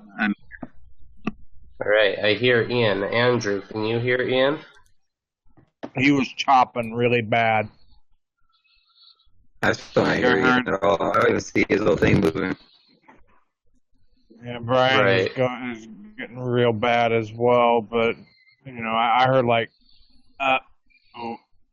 from Ian. I heard it's like that bad. Syllable every half a second or so. All right, well, so Ian, you can hear me, correct? Oh no, he was there for a second. Yeah. EOS. Hey, it worked totally good when you said that. Yeah, I heard when you said that too. Just talk shit to it. It loves Yeah, it. for some.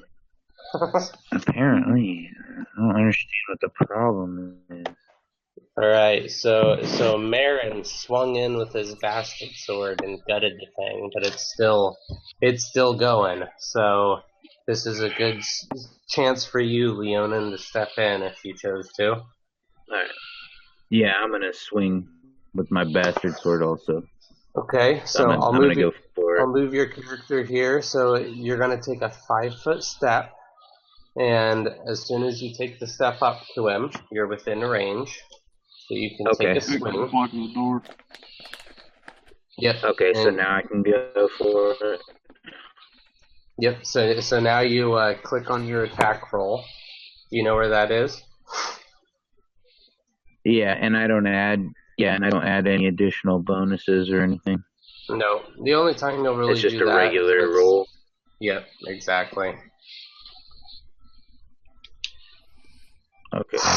All right, you swing at him, and you hit him, but it doesn't seem to do much damage to him at all. You actually miss, but I figure, he's not dodging your attacks. He's just getting hit and not taking any damage from it. All right, Brian, my favorite little gnomeling. You and your doggy here are rip roaring and ready to go back there. I mean, if I get near either the fight can I get up there with the dog and attack it, or is it around the corner from me? So your dog would be able to, I think, get through there and step up. He right there may take an attack of opportunity. So from right there, I would say you'd be able to hit it. It would get a +2 to armor class and probably a 20% miss chance fighting around the corner. Okay. But you can definitely get him from there. Alrighty. And a little gnomeling. Are you mounted right now? I am. Okay, cool. I ride into combat. That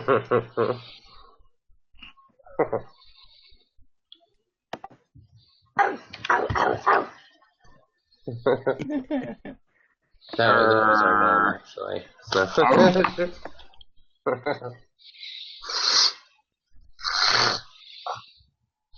He runs up, big old fucking jaws flapping, drooling. I for some reason remember the little creature that rides a dog in Labyrinth.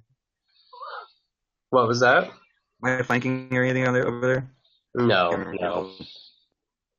No flanky. I fucking love dogs.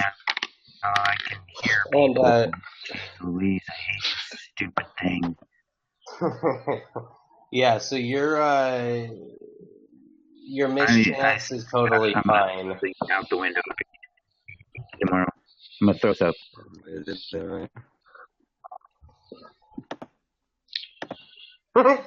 Wait. What? I'm confused. Why did you do What? that? Right? Hold on, you did 37 damage. And Just like bites the zombie and it just blinks out of existence. 1d6 plus 32. he just bit the zombie and it exploded. Yeah, hold your mouse over that 37. It shows what happened. Yeah, I was trying to open up the character sheet for some reason. It's not one to. Okay. It's an awesome dog, I gotta say. This is a dog with the explosive jaws. Yeah, I'm confused. Let's see. That's better. Okay, so you Mortal Kombat now. Hey, yeah, you hit him. You're good. It's like bites the zombie, and the zombie just like explodes into bones and rib cages. Finish him. My dog rocks. All right, so he chomps into the zombie pretty good. Roll for your damage. And then I can attempt to trip them. Yep. That's what I was gonna say. I believe that's pairing off. Strength rolls pairing off, I do believe. I think so. So he rolled a 7, and you got a 7, but you have, I want to say that you get +4 to it. For being, I want to say, 4-legged animals are more stable. So you bite hold of his leg and yank him off his feet, and he hits the ground. And he's trying to sit back up. It kind of looks like he's a retarded turtle on his back, swinging a board around.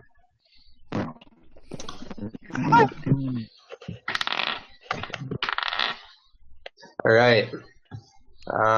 It's back up to you, Landis. He's prone now at this point, but he has a lot of guys in front of him there. Okay.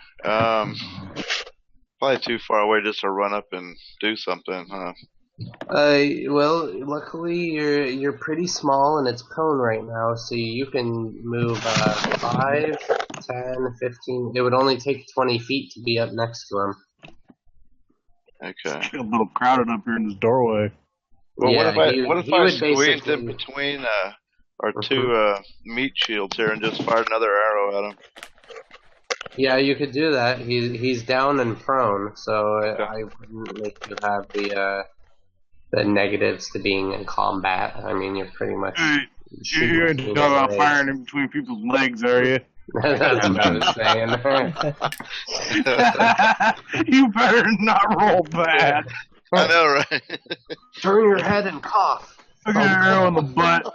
There's gonna be problems. It's gonna be fun. There are words down there. Don't critical miss here. Hey, don't hit the low-hanging fruit. Humans don't have tails, so don't give me one. We're gonna call him One Nut Marin from now on. All right, That's gonna be the most embarrassing shit ever.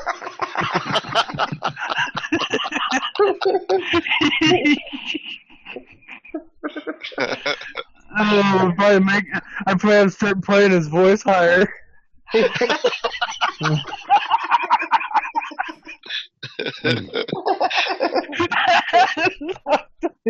Like, hey guys, at least I can wear that +1 ring of Jacob's ladder. No worries, I got the piercing. No, all right, so the zombie tries to sit up, and the arrow just embeds itself right between his eyes. He just drops like a stack of meat potatoes. Wait, he's got eyes? I thought my rock took off his head. That was the other one. Yeah, that was the other one. You splattered that guy all over the place. All right, so yeah, both of those zombies are down for the count. You don't hear any more sounds coming from that area. The door before you is open, and at this point, obviously, the battling just stopped. But it sounds like the chanting has gotten louder. You can hear it from here now without having to put your ear up to the door. Great. Well, Although I will say it only sounds like one voice. Okay, we might as well check out what's inside this room while it's clear, and then head to the other one. Yeah, that's a good idea. All right, put yourselves in marching order. Oh, it goes Try down. not to go. Yeah, so that you see a staircase leading down. The staircase is coated in blood from various life forms. I would say put your guys in a marching order towards the top of the stairs there, and or in the hallway beforehand, and that way I know your basic marching order. So my mic cut out. I can hear you. I can hear you, Ben, but nobody else. So who's in the front? Okay, I can hear you. I heard you talk there. Yeah. Okay, Landis, say something real quick. Hello. Can you hear that, Andrew? Nope, nothing from Landis. Okay, I'm gonna refresh us. Sucks not knowing, like, if somebody's just being quiet or if your mic's going bad.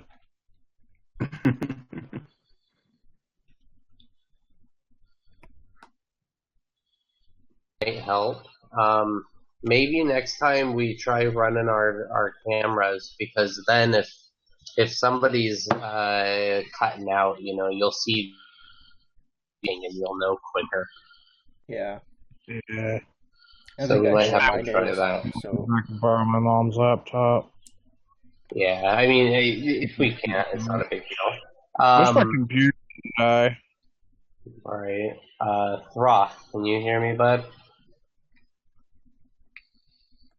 Testing 1, 2. Yep, you're here. Lando, you still here? Yes, can you hear me? Yep. Can you hear him, Andrew? Oh. Hello, Andrew. I can hear I'm wondering. so far. Yeah, I was gonna say, I'm wondering why he can't hear you. Hey, Andrew, move your cursor over Landis's picture. Is his mic turned all the way up? He might have turned down his mic on accident or muted it. I don't know. My thing is going buggy. Hold on. Now it's not showing his icon. It just kind of disappeared. I'm gonna back up and. Yeah, maybe rejoin the page. Yeah, this browser or whatever we downloaded on the Xbox, I don't think this thing's worth it. Yeah, well, that might be an issue too. You're still running your audio through your phone though, right? Yeah. I mean, I know that doesn't have anything to do with it. It's just.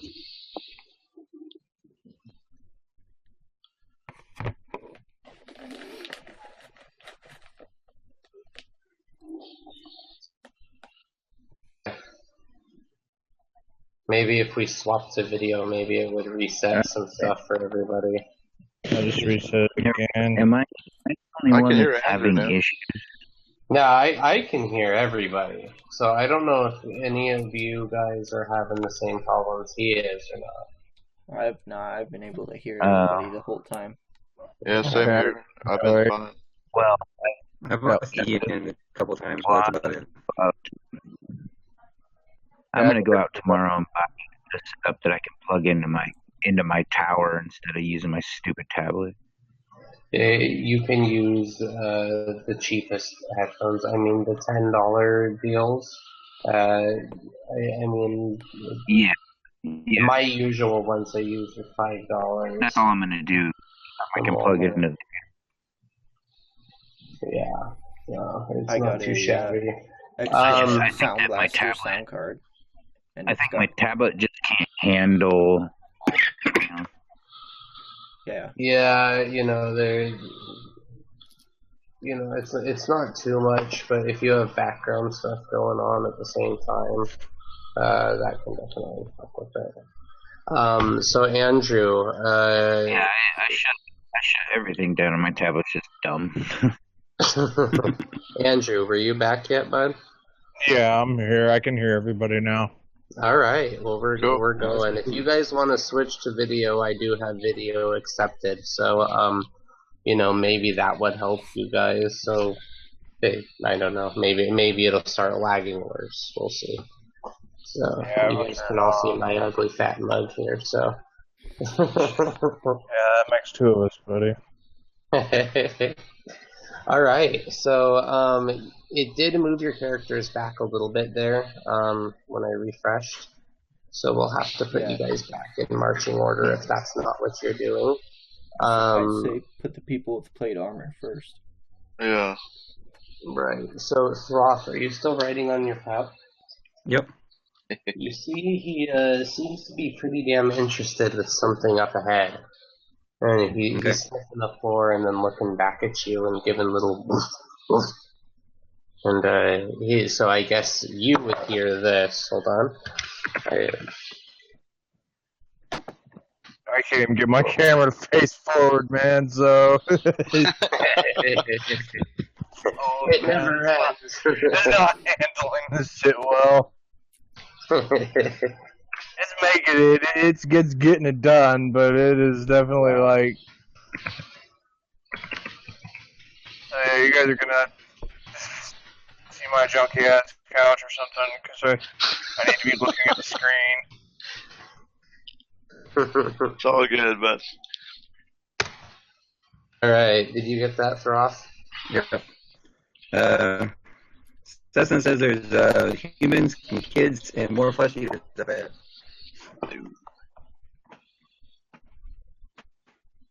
You guys hear what sounds like lightning from outside, which you guys don't remember much of a storm coming in, but you were in some heavy forest, so you weren't able to see the sky at all moments due to the dense foliage. You then hear a second peal of thunder in the distance.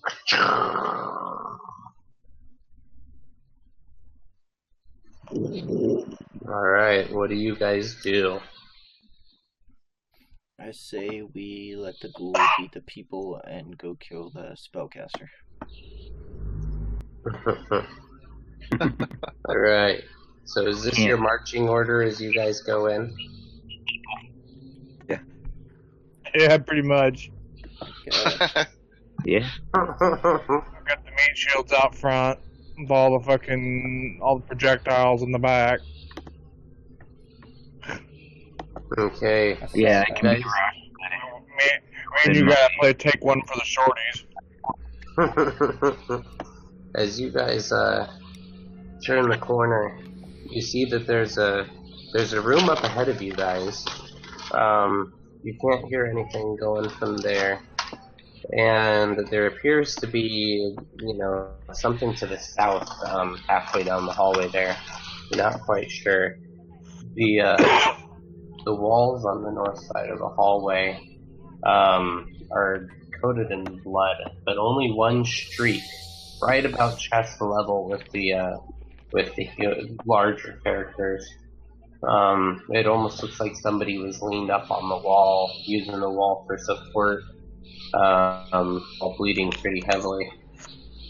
And you do see some bloody footprints, and they head from the room directly in front of you with the number 5, and they lead right up to here, where they turn south and stop. Or actually turn south and you can't see anymore. Yep, bud. You got sound effects playing? Yep. Yeah. Okay, I was about to say, man, I was hearing weird shit going on, and I didn't know if it was Nope, coming it's from just my you. fucking TV or if it was coming from somewhere else in the house. I was about to get concerned. Okay, never mind. Continue. Yeah.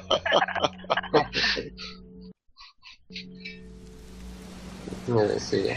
Just subtle enough. Right. Just enough that he's going crazy. What the fuck am I hearing? So, whoa, so there's zombies in this game. I don't know if there's gonna be zombies in real life coming through my door soon. Or... Oh shit, I can hear the music. That always means they're outside your door.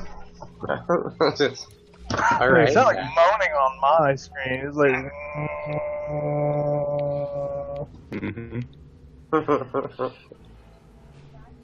Alright. 4 more. So like I said, the bloody footprints turn and go that other direction, right towards the bottom of the stairs. I wanted to see if I could tell what the chanting was about, but that's not good enough to know either. Oh, I didn't even see the roll. Oh, there it is. Okay. I rolled Yeah. 4. I know. Even just a 10 would do. Alright, so, what are you So I guys already gonna know do what from the spell's here? about, Are you but gonna start I want my making character your... to know. Are you guys gonna start making your way further down the hallway? Yes, we might as well. Yeah, same But, order, I guess. I suggest do not be near the people when the chanting spell finishes. It just doesn't feel right. Okay. So, you guys get going down the staircase. Doosh, doosh, doosh. Right as you step off the stairs, there's a twang. Andrew, make a reflex save, bud. Okay. Hold on 1 second. Twang. Twang. You're talking with that southern twang.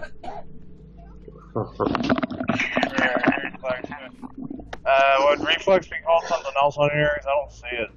Yeah, so it's on your sheet under stats. It says reflex. Oh, okay. And you should just click reflex, I think the word. Yeah. I will be right back. I have to go to the bathroom. Yeah, for sure. If everybody needs to take like a 5-er, we can. Oh no! So as we step up, the floor underneath Andrew pops open, and we see him disappear.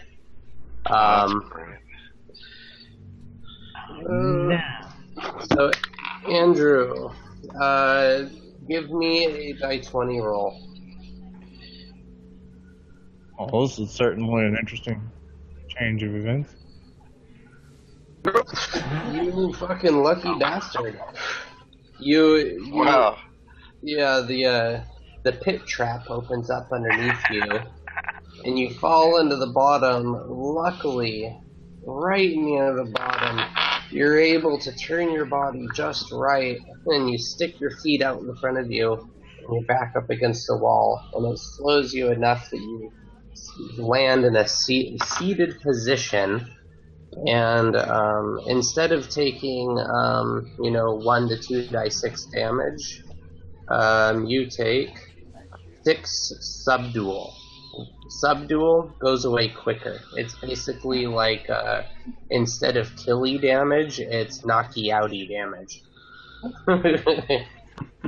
That's the official term there. Knocky outy. Non-lethal. How much did that take? 6? 6, yeah. So I put it on non-lethal damage already for you there. So Yeah, I think we did that at the same time. Yeah, exactly. So essentially your HP is at 8 right now, but it's actually at 14. So if you were to take 8 damage, dying, but you would fall unconscious, or possibly fall unconscious. So that's what subdual does. If your subdual exceeds your current HP, you usually get knocked out. Okay, so I'm... Yeah, so you're down at the bottom of this pit. Nice down here. It's a little cool, a little humid. So, hey, does anybody up there got any rope? I happen to have some rope. So do I. I happen to have some Could rope. you throw me some of that rope, please? Oh, nice rope. Let the rope handle it. It's good. Yeah, I see you get the paladin the rope, and you throw it down there, and then all 3 of the shorties stack up behind the paladin, and all 4 of them pull at the same time. Give me a fuck about it. Sounds like a plan. Oh god. Watch him yank all of you guys down in on accident. Whoops!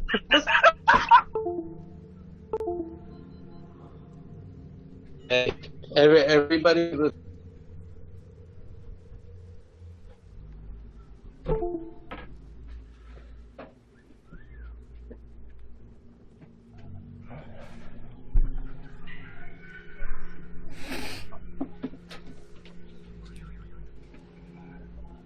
I also wanted to see if I can't help out by like walking up the wall, essentially, kind of.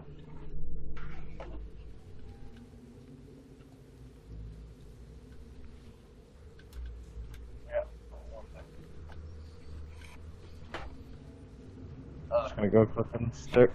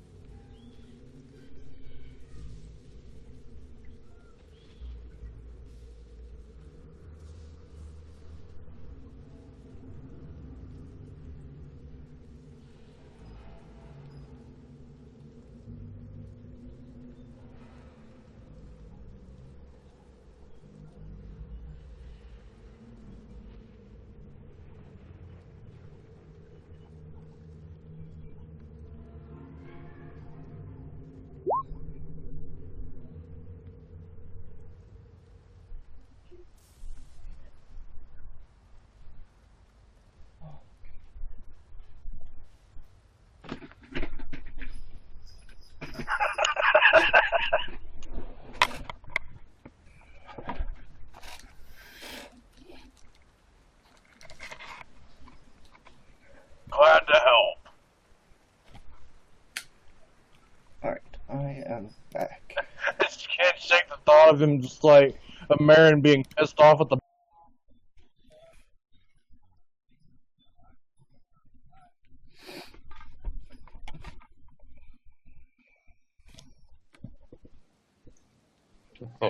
Alright. Coming with me! Alright, what's up? Alright. So,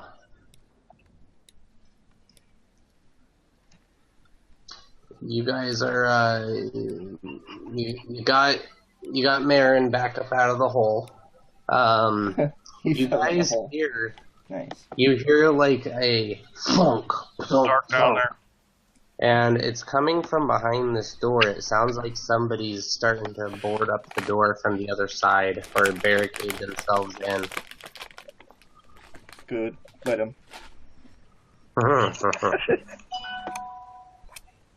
That way they're safe from me.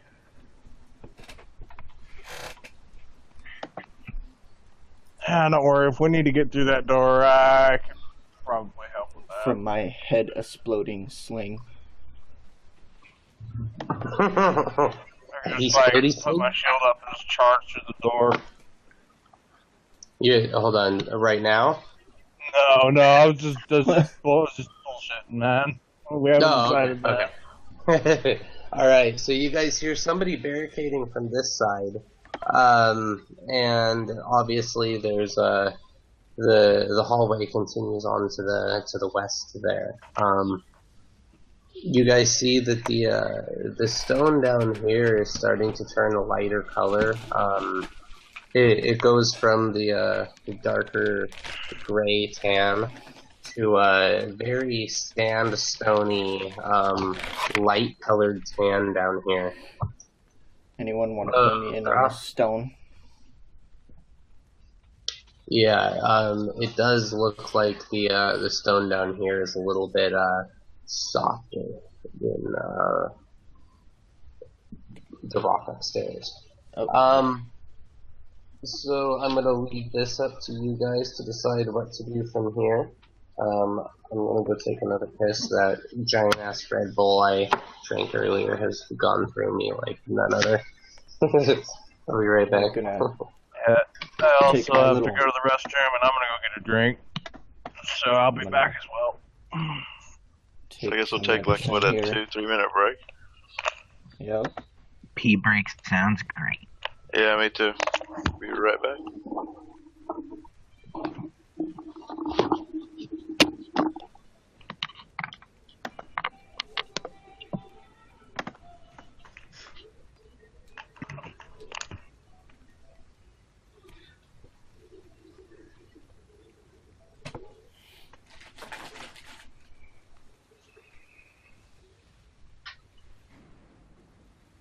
All right.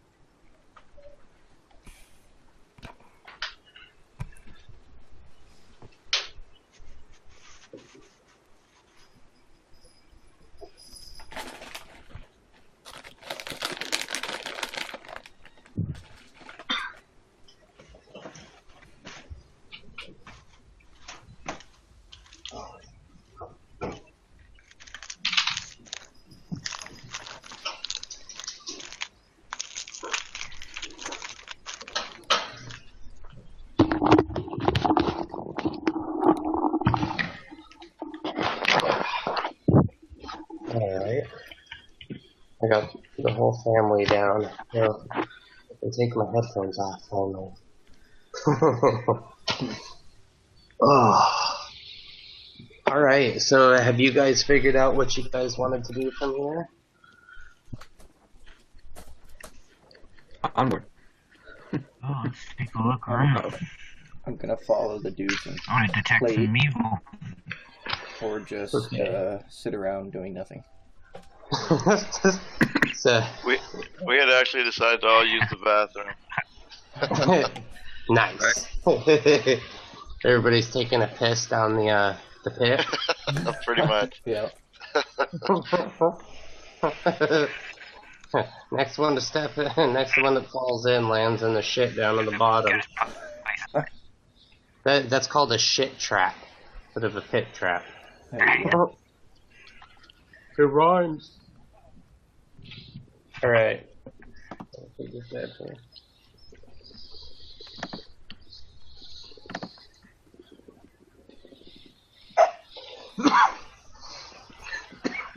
Can we move forward? Can we get around the pit trap? Yes, you can easily get around it. Just by, walking over the north side of it. So the hallway continues on, and it looks like it opens up into a room over here. And then the door right next to the trap here has been getting barricaded by somebody that sounds like they are in fear. I'm back. Ian, you're Leonin. You feel a very heavy presence close to you. We also all hear a baby start crying from behind the door that's being barricaded. Yawn. Okay. So you hear the infant screams. Well, I guess then we have no choice but to try to open this door. All right, let's go in there. Okay. The door appears to open away from you. Keep in mind they've I can wounded charge it the door if somewhat you want as me well. So you could attempt to charge the door, but you only got about 10 feet of a charge area to be able. If you were to stand right here and charge into the door down there, you'd only have a little less. You have to have at least like 20 feet, right? Or Yeah, to be able to charge your way through. So it would be pretty ineffective to attempt to do that from here. What about my boot? My big old sabatin up against the door. You're what now? To kick the door. What if I just kicked it? You can try it. Try and kick it. Yeah. Okay. Give me a strength check.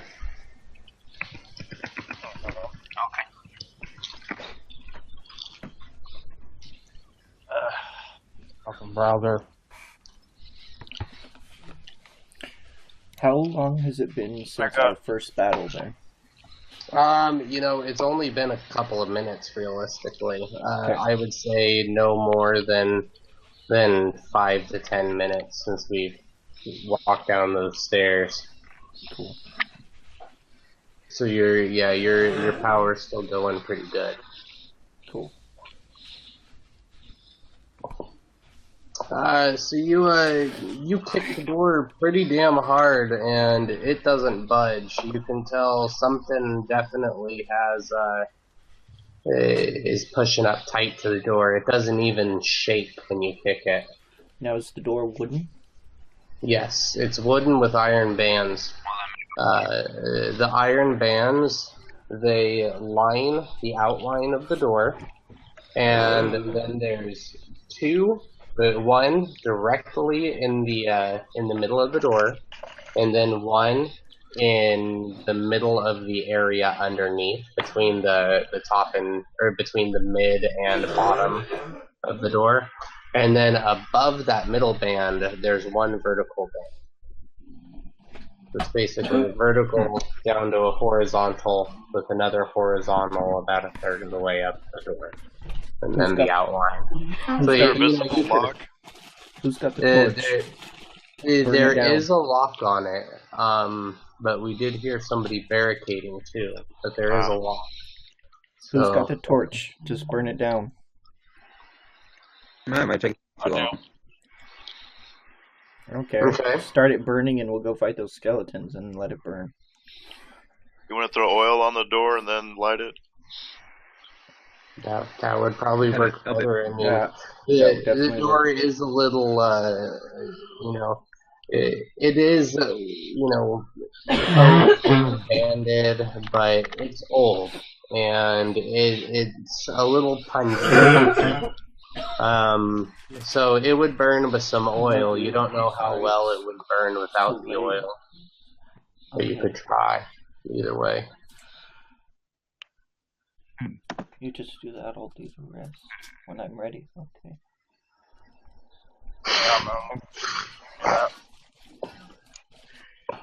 Don't listen to me. I only have 18 intelligence. What was that, Joey? So don't listen to me or anything. I only have 18 intelligence. So you can burn the. Do you want to try to burn the door, or do you want to do the oil burning? Do the oil burn. Okay. Yeah, I've got an oil flask. Okay. Yep. So you could pour that down the door and easily light it, and it starts burning pretty good. Brian just got booted here. I'm gonna give him a sec to get on. There he goes. Alright. Alright, can you hear us again, Brian? He was trying to run away from us, guys. Did you see that? I can't hear him if he's there. Oh, he hates us! Alright, hold on. Be right back. Oh. No. It tried. Can you hear us, Brian? Yeah, I had to reboot. I was getting a little glitchy. Okay, cool. I just want to make sure that we could hear each other still. I can't hear him. Are you guys all doing okay on time if we go just a little bit longer? Or is it Yeah, I'm available. close? Fill your water. You got it. Okay. Well, I can probably push out 15 minutes, but I gotta be up at 5. So. that's okay. I mean, if they want to carry on for a little bit longer, I could have you hold position and hold down the fort, at the end of the hallway or something. And we could play just for a little bit longer, or we could all call it a night and Ian has to jump off. You guys can make the choice. Yeah, I mean, definitely can. You want to push the top? So this door is now on fire. There's a baby behind it, and we have the open hallway over here. Are you guys gonna go head out that way? Yeah. Might as well while we have some time. That's what I figure. And with the oil being poured on there, it's burning quick. That's fine. So it was a pretty good idea. It is, however, filling the hallway up with smoke. It hasn't gotten too bad at the moment, but you have a feeling it's going to be pretty smoky by the end. So might need to think about that for smoke inhalation purposes. At least we're going down and smoke goes up. Right. Mm-hmm. And you are very right there. So the floor here, you notice as you walk towards this room, from the doorway and the pit trap area at the bottom of the stairs to where Marin is now standing, it's actually on about a 35-degree angle. So the whole floor is sloping, which, isn't too bad right now. But as you get into the next room, you see that there's a drain set up right into the center of the room. And there's a lot of blood and filth in this area. You see there's straw strewn about. There's bodies that are still manacled to the floor in multiple areas. And you see that there's 4 doors in this room. There's also a pile of skulls next to a tool shelf over there, which look like has all manner of things on there. You could probably go take a look if you wanted. Well, you could. I mean, it's not like you're gonna walk in. Oh, I think I might be able to look at this thing in front of me.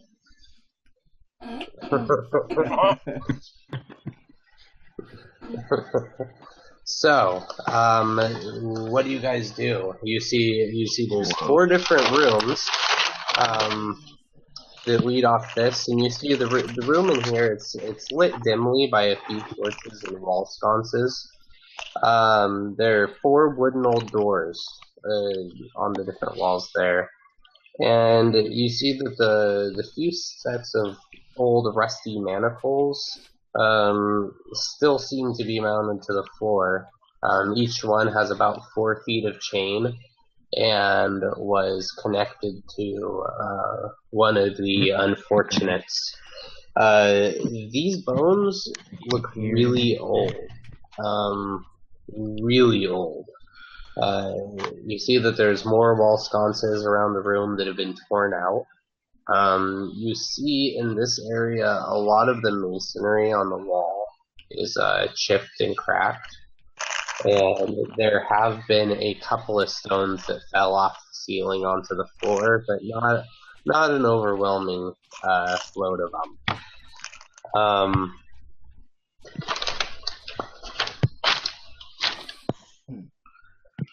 I'm going to walk up to the drain and see if I can't look down. Actually, all of you.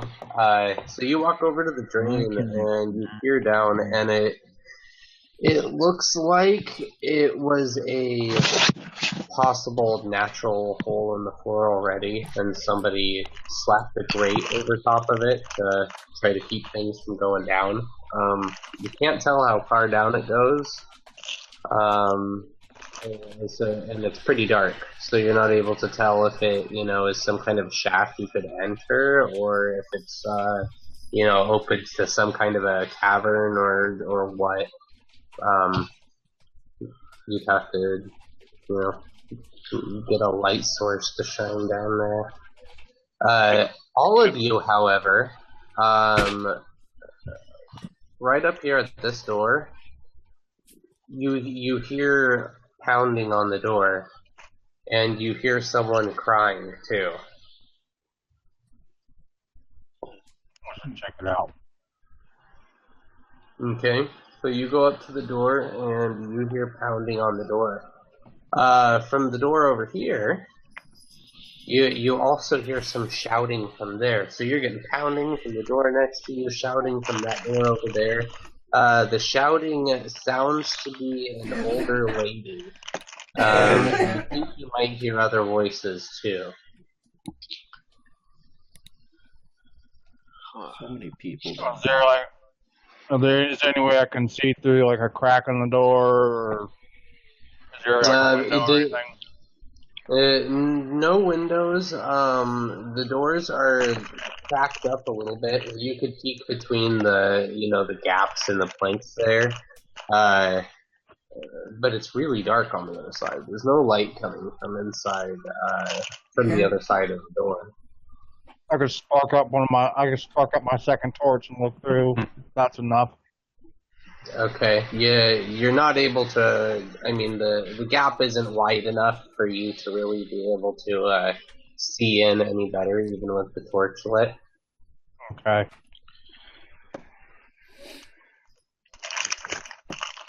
Okay. So what do you guys want to do here? You hear what sounds kind of like a low whistle, kind of like a.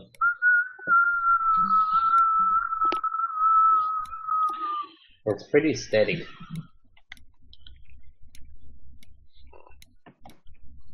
Like a wind, maybe. Can we tell where it's coming from? It seems to be coming from the drain.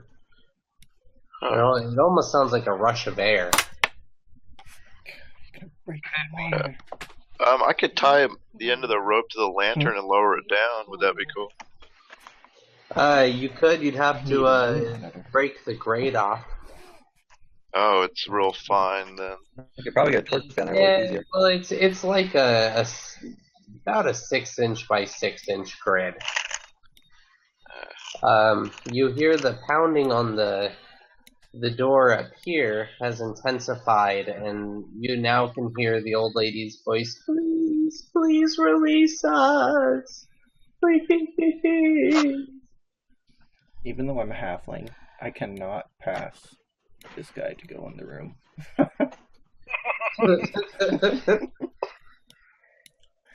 I'm a better wall than I am a door. Well, I could do I guess I could check for traps before we touch any of the doors.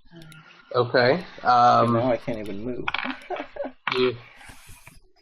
Damn. So then, Off me. can you get him now? I wonder if you were stuck in the. Yeah, I can now. I think You're stuck on me.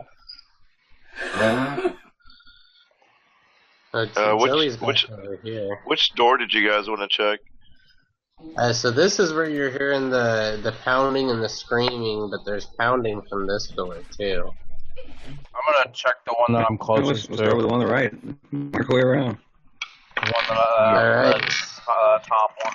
That way, check the traps and lock. So as you check over the first door, you see that there is indeed something that you initially thought was a trap. But after taking a closer look at it, on the door up here at least, you see that there's a string that leads up to the ceiling. And on the ceiling, there's a big, like, almost looks like a bell. And you're guessing this may be an alarm of some kind. You think you may be able to bypass it, though, by disconnecting the string, and if you keep the line taut just right, you may be able to wind it up around this protruding piece of stone right here and keep it from setting off. Okay, I can give that a shot, dexterity-wise. Okay. So give me. Do you have disable device? I can't hear them. They can't hear me, can they? Yes. By chance? We can hear you. We can hear you. They said we can hear you. Hello. Yep. Hey, buddy. Going to bed. She told me to tell Ian and Ben good night.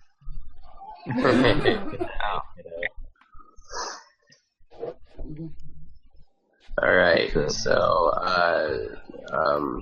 Landis, you were gonna try to disable it? Oh, yeah.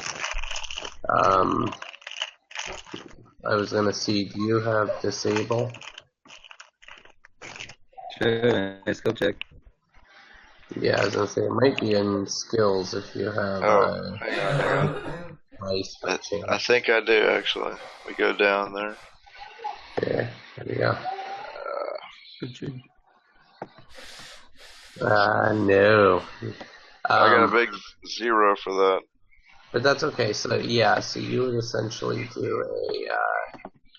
Let me see. Hold on. You do have. Yeah, just give me a dexterity check.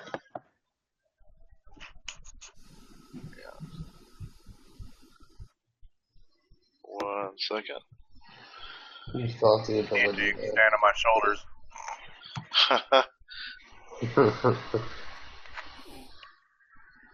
Oh, come on! You are able to disconnect it with no problem whatsoever, and you actually wrap up the. You take Marin up on his offer. He lifts you up and disconnect the string and wrap it around the bonds. And yeah, you got it unhooked really well. So alarm is not set off, assuming that was an alarm. And the door is not locked either. Oh. And you see the other side. Whoever's over there has gotten really quiet. I'd say whoever has the armor on can open it up before me. Yep, I'll swing it open. Alright. Step over here. Swing it open, and right there, hiding in a filthy pile of hay, is a fucking red dragon. I'm just kidding. So you're like, young? Okay, I'll take a dragon scale.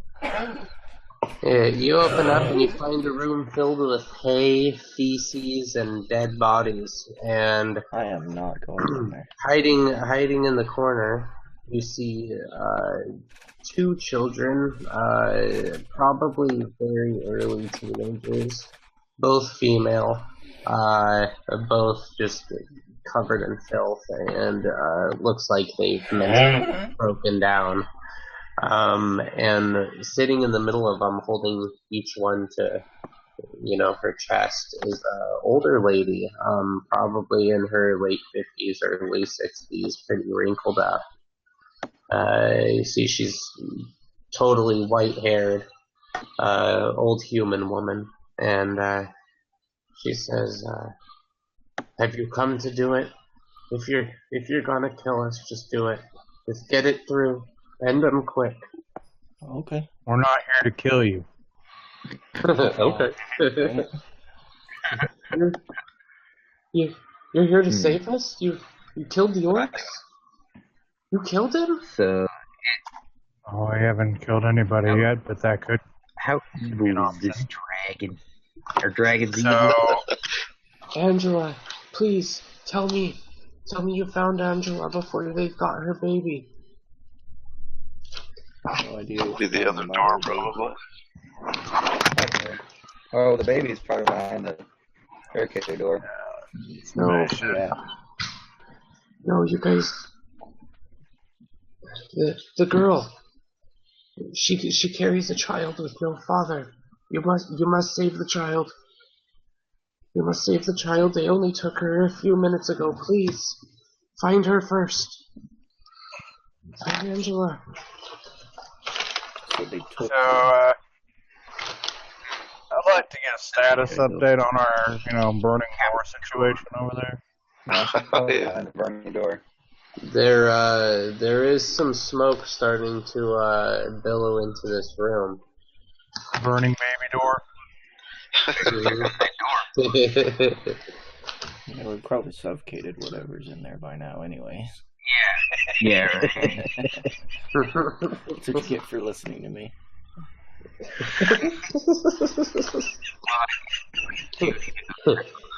They're gonna learn. They'll learn eventually. Never thought about that.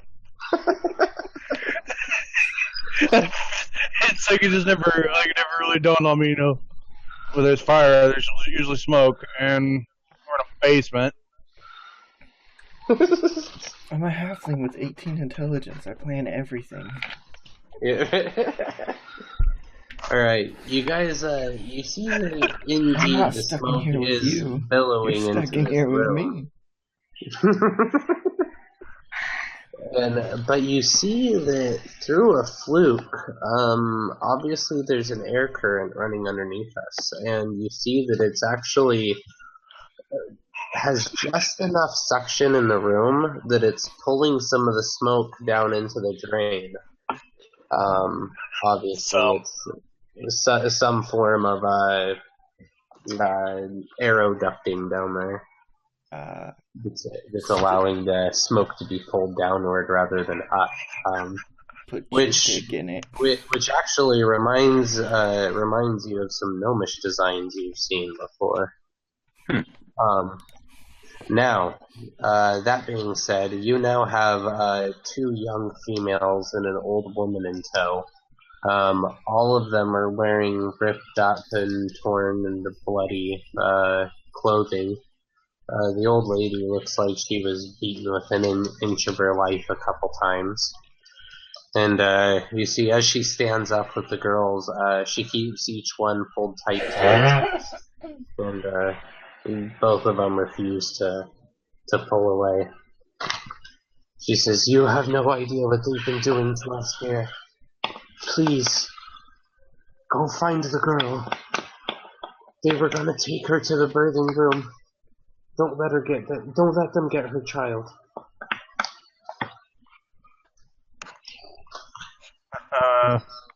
So, what should we do with these people? I mean, old lady, do you know tell where them to this go room back to the is? wagon. You guys hear a loud Wagon crashing as the burning door falls into a heap on the floor. Let's So go. check it out. Alright. Yeah. You see that it is fairly smoky in the hallway. Do you guys want to hold your breaths before you walk in there? Or do you want to try to tie up some cloth over your face or something? Yeah, I've got my Yeah, robe that'd be up good. over my mouth like that. I'll get some cloth and wrap it I'm gonna around. tear off a piece of my know, cloak cloak. and fucking and wrap it around my face.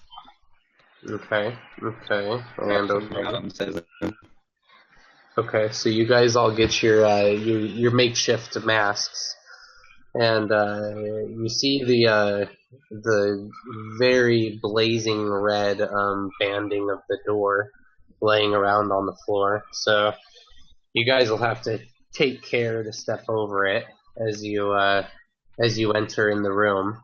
Now, there's room for you guys to stand too wide going through the opening of the burning door. What is your battle order? I'm standing right here. So I'm guessing I'll go right. Marin's probably in front there. Yeah, I'm gonna go through in front with my shield raised. Okay. You're right behind him. Okay. Oh, but and before we came over there, I closed those I like girls it like that. and the lady back in their room. I told them to sit there and be safe and close the door. Okay.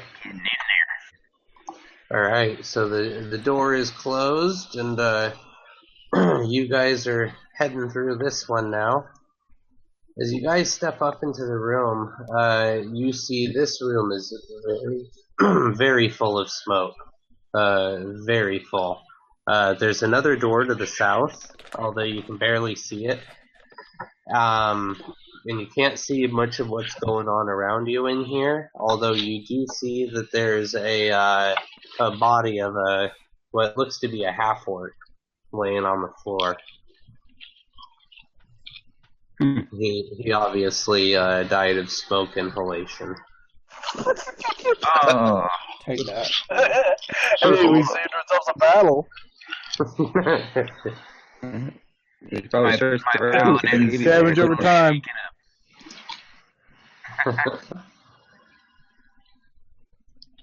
Alright, so what are you guys going to do?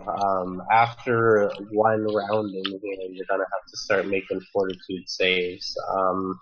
If you're breathing, if you're holding your breath, you have your constitution modifier in rounds before you have to start making small checks. I would say I think that's added to about 3 turns. So if we were to say 3 turns, this being your first walking in, looking around, you each have 2 more turns before you got to start making smoke inhalation rolls. So there's still a sealed door to the south, or you can enter back in the way you came. The room here, however, you see it looks like it had been cleaned thoroughly before the fire. And you see against one wall is a rack covered in what appear to be rusted tools, and across from it,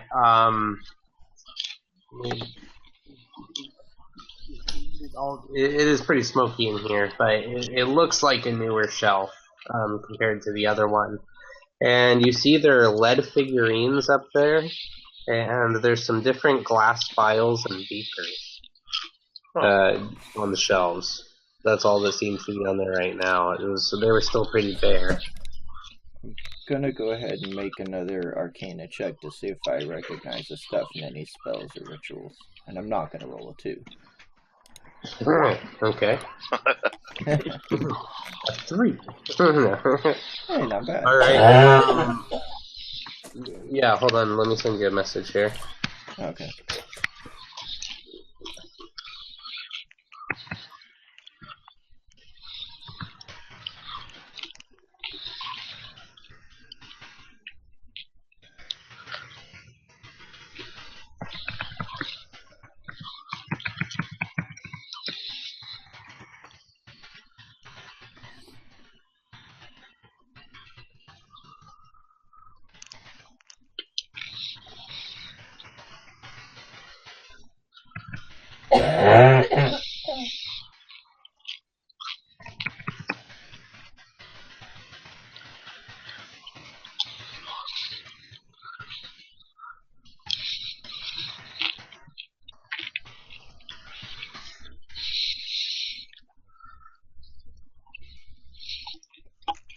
Oh, geez, come on.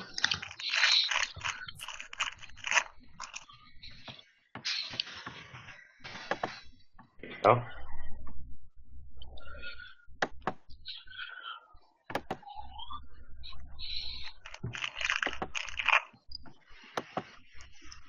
Okay. Did you get that, Joe? Yep. All right. Can I take it? Yes. Sweet. You guys see Joey shove it in my fumbling robe.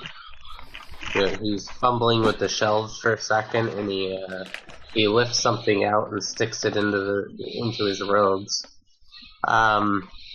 The smoke is starting to get to you guys a little bit. Are you gonna try to get through the door to the south or exit back out? Probably go to the door of the south. I know that baby's in here somewhere. Well, say you press on. we do have another door in the other room to check. You do hear noises coming from the other side of the door, though. I want to detect evil. I'm gonna go up and check the door. You feel Ian. You guys see Ian literally drop down to one knee. He looks like he's about to pass out. You guys can't tell if it's from smoke inhalation, though, or the fact that he was just attempting to use a power in here.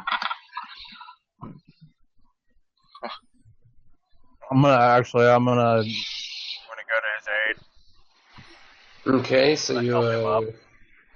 so you throw his arm around your neck and stand him up.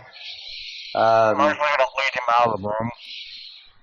Okay, so you guys exit back out into the hallway, and yeah, we're gonna take a breather from the smoke and go back in the hallway, I think. Yeah, you guys would have to end up. You see that there's a lot of smoke going up the staircase, so you guys fall back into the room, kind of near where the old lady and the girls are, and you're all able to kind of catch a breath. The door opens and the old lady's standing there. You see the two girls are still in fetal positions back in the corner. And she says, "Is everything okay? What can I do to help, my friends?" Tell us where the room is that you're talking about. Right next door. That's the birthing room. There's a pool of water they drown the children in.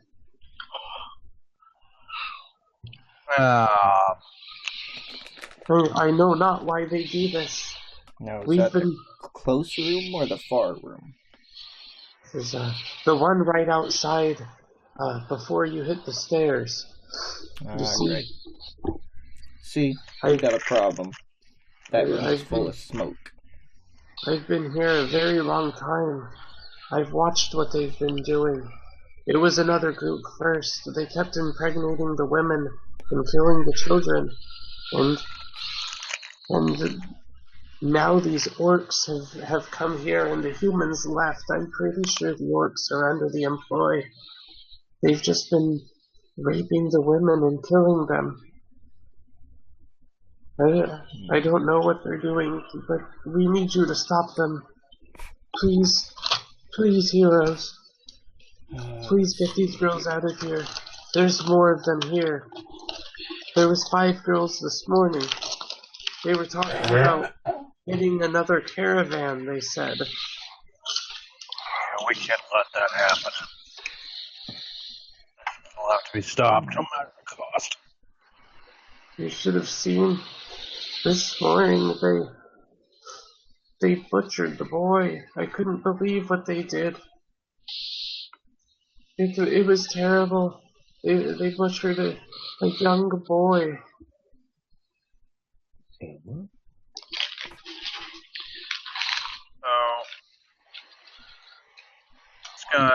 How long do you think it's gonna take for that smoke to clear? You're not quite sure. I mean, luckily the pull of the arrow ducting, it is helping. But you guys don't know if you're gonna have to chop through the door, if it's locked, if it's unlocked. Nobody tried it, so. We can check the other door. We should definitely check the other doors. Yeah, we never And did. I think we should try and get these people out of here while the smoke clears.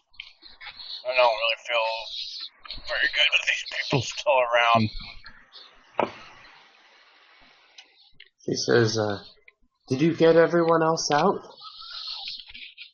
They may have had others in the other rooms here. We also need to check. I'm gonna go check out the door that's right next to this one, the one where the other pounding came from. Yeah, that's what I was thinking of. Okay. So you guys go over and you see it's unlocked. I'm gonna open it. Okay. You open the door and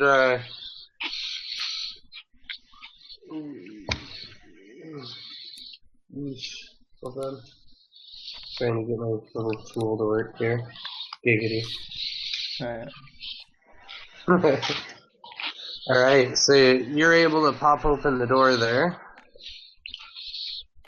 And let's see, hold on, where's all your damn character tokens? Down at 3.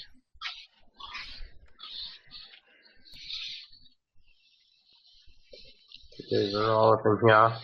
Yeah, you open the door and you see that there's another woman.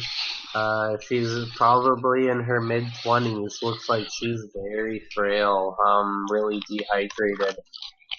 And you see she's wearing a really grubby tan gown, and you see that the lower half of her dress is very bloody. And she looks to be sickly. She isn't gonna last the trip up. You see, when she sees you guys, she very frailly lifts her hands up towards you, shaking ever so slightly.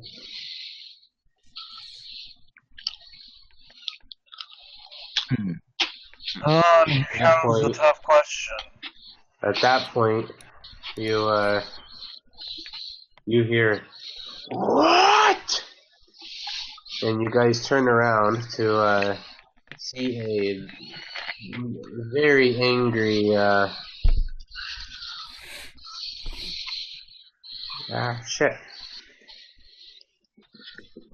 very angry orky. You see the orc, he holds a great club in one hand, and he's starting to make some gestures at you guys with the other. I'm gonna walk up to him. I'm gonna start approaching him. And I'm gonna start growling. Basically want to do an intimidation roll. So as soon as you turn around, the magic missiles are already flying out of his hand. First one hits you in the chest. The second one hits it's gonna be a red claw, 3 to 4 dog, 5 to 6 Leonin.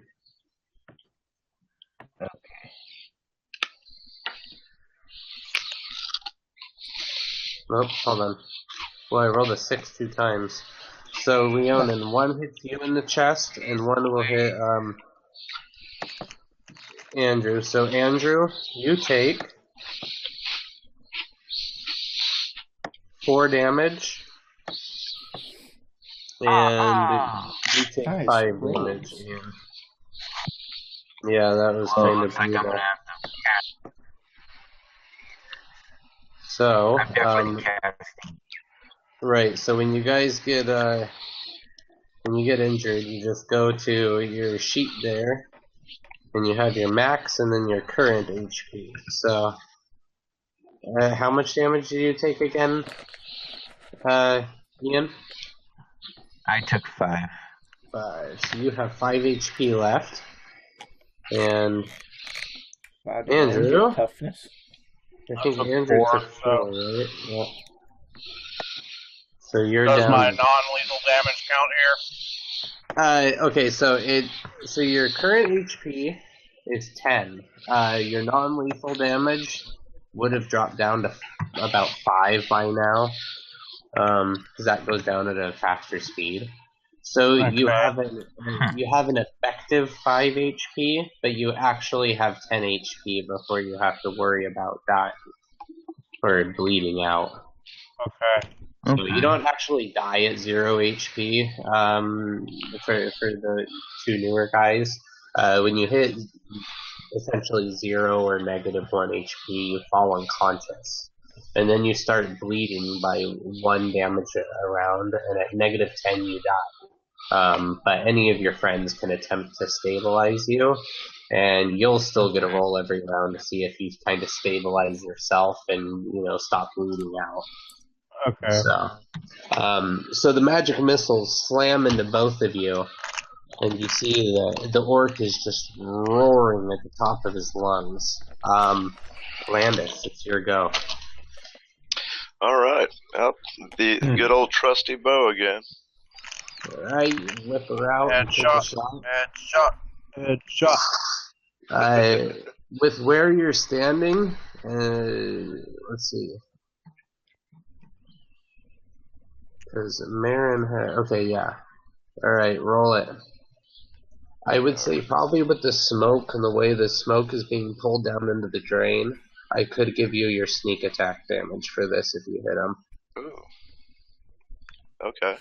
He doesn't see you standing in the little cloud of smoke that's being pulled into the drain there. Yeah, he always sees us. You guys are fucking hidden. Party full of smart people. Of course, the 2 tall guys get hit with the magic missiles. So that would count as a flank. So I'll count that as a flank then with my sneak attack. Yep. Okay. 5.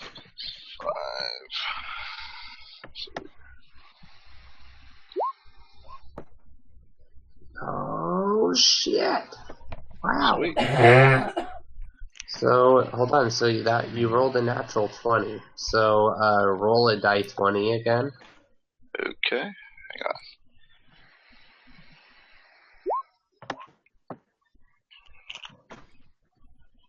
on. You critical. So critical with short bow. So you did 8 damage already. So roll 2 die 8 also, or 2 die 8. I guess what? Or I'm sorry, not die 8. You usually do die 6 damage. And your strength is, or I'm sorry, what's your normal bow damage? Is die 6 minus 1 or something like that? I believe so. So roll 2 die 6 minus 2. Okay. For a minimum of 2 damage. And we'll add that to it.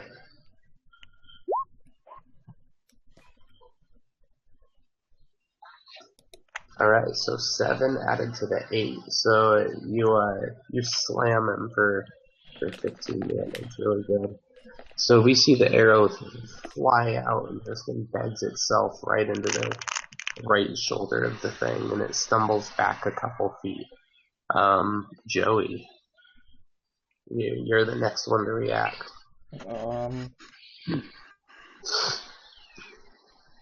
Just saw the orc take an arrow pretty damn hard. I will just use my sling here. So much for my acolyte. Take this. Alright, so you start whipping your sling around. Yep. Whoop-bam! God, Jesus, guys. Slap! He takes a... Little people are kicking ass while the big people are just falling down. Yeah, the sling manages to slam him damn near in the same spot that the arrow hit him, which makes him howl and drop his great club and clutch out his arm. I guess. All right. Falling down or succumbing to smoke inhalation. Yep. So, Ian, it's your go, bud. Alright, well, he's already down and weaponless at the moment, so I'm gonna slam him with my sword. Alright, you step up and take a swing.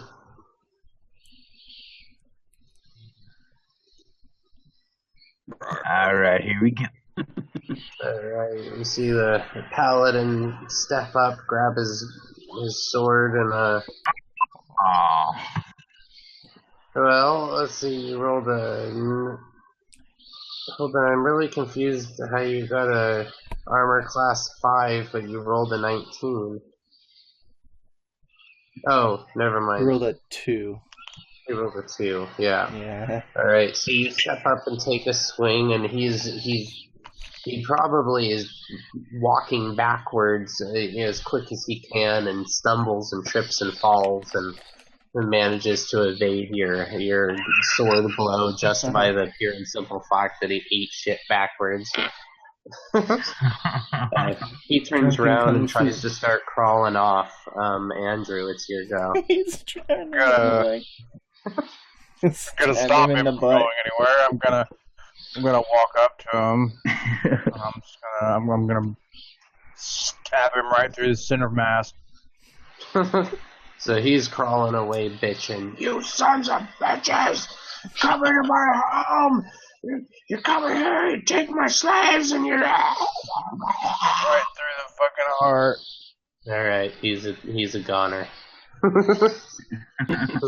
he bitched to his dying breath.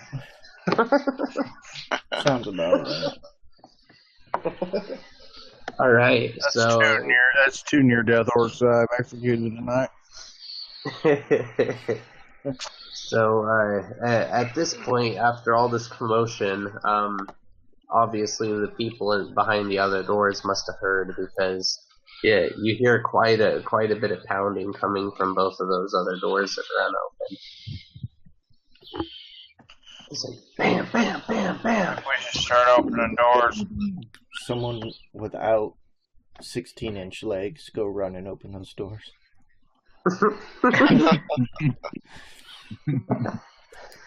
Alright, so yeah. I'm gonna move throw your that guys. door open. Alright, move your characters to where you want to be and everything, Okay. after the battle at least, I'm standing on a pile of skulls. Okay, so you see the pile of skulls there, and you actually notice that every one of the skulls has the same carving on it. Arcana check. Just Okay. like looks down at his feet. What he's actually standing on. So it's nothing that you've seen before. Now, the way that it's drawn on,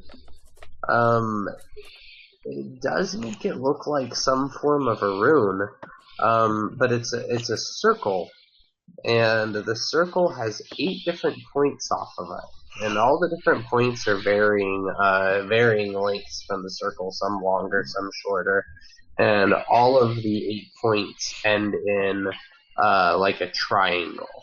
So it's almost like a 8-pointed star, but all of the points are kind of staggered in size.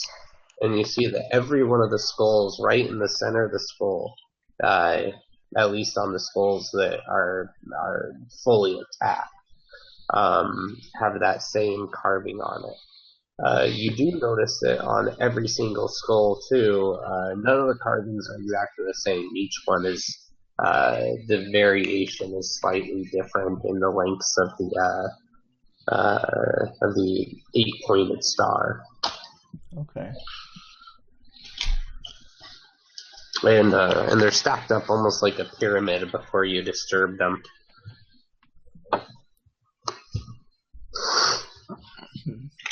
Alright, the rest of you guys, is that about where you are? Yeah, I was gonna check this door over here.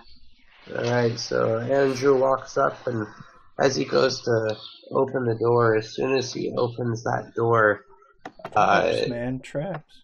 The season just starts going crazy, barking. Make a strength check, Andrew. It's going to be a die 20 plus 4. Yeah, I'm gonna have to just do the dice. It's not bringing up my character sheet. Die 20 plus 4. Those, just add 4 onto that. I didn't even. 20. Okay. So 6. So it rolls a straight die 20. Sorry, bud. Oh. So as you start to open the door slams you in the face for one subdual. So it doesn't do much damage, but it does it does stumble you back, however, and the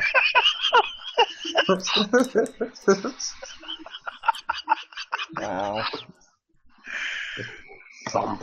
This giant guy in full plate armor just gets knocked out by a wooden door.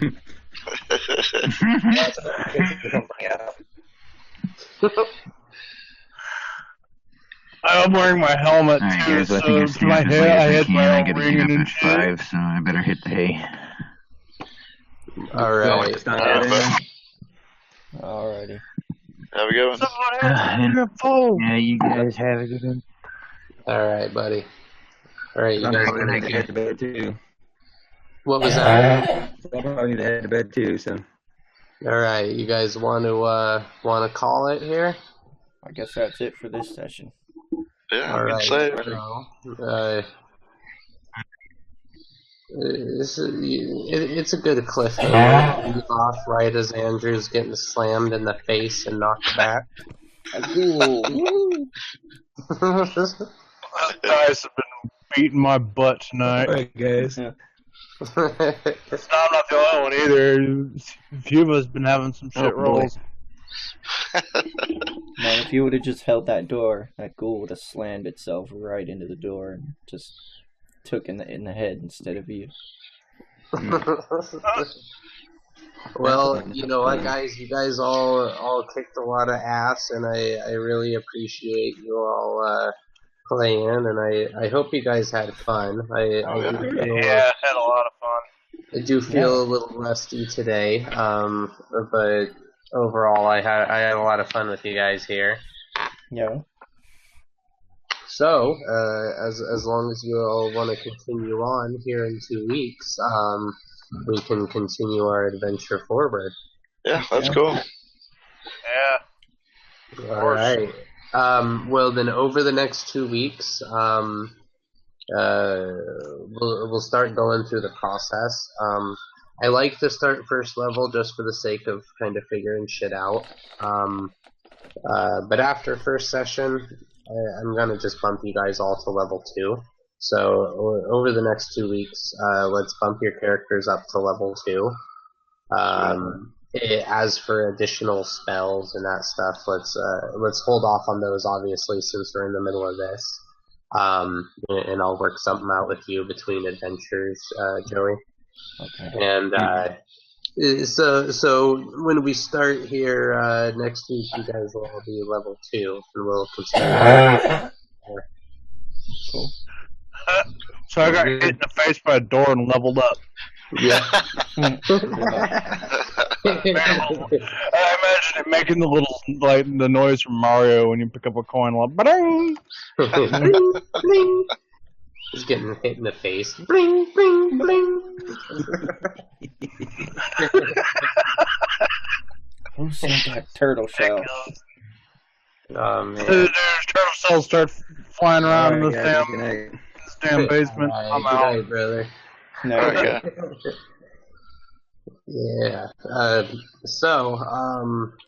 Yeah, for anybody that needs help leveling and all that, you know, Andrew, it's pretty straightforward. I'll help you out. I figure I probably should have just started everybody at level 2, but for the sake of getting everybody in game and everything, and I just find it's easier to start at 1. So you guys will all get a little bit of a health boost at the start of the day next Tuesday. So that'll at least be nice. You know, you won't be at 5 HP to start the mission. Am I the only one? Am I the only one that took toughness? Yes, I think so. Actually, maybe. Ian may. No, he didn't. No. No, hold on, Andrew. Did you take toughness? I don't even fucking remember what anybody was. I know when I created my sheet, I was very, very, very stoned and very tired. No. No, hold on. We chose endurance, but I think you meant to say toughness. I feel like... Why did I write endurance? Did you get endurance as a feat, Andrew? I think so, yeah. Hold on, let me see. I may have written the wrong one. I might have meant to put toughness. Were we trying to do the one that stop gave recording you now. extra HP?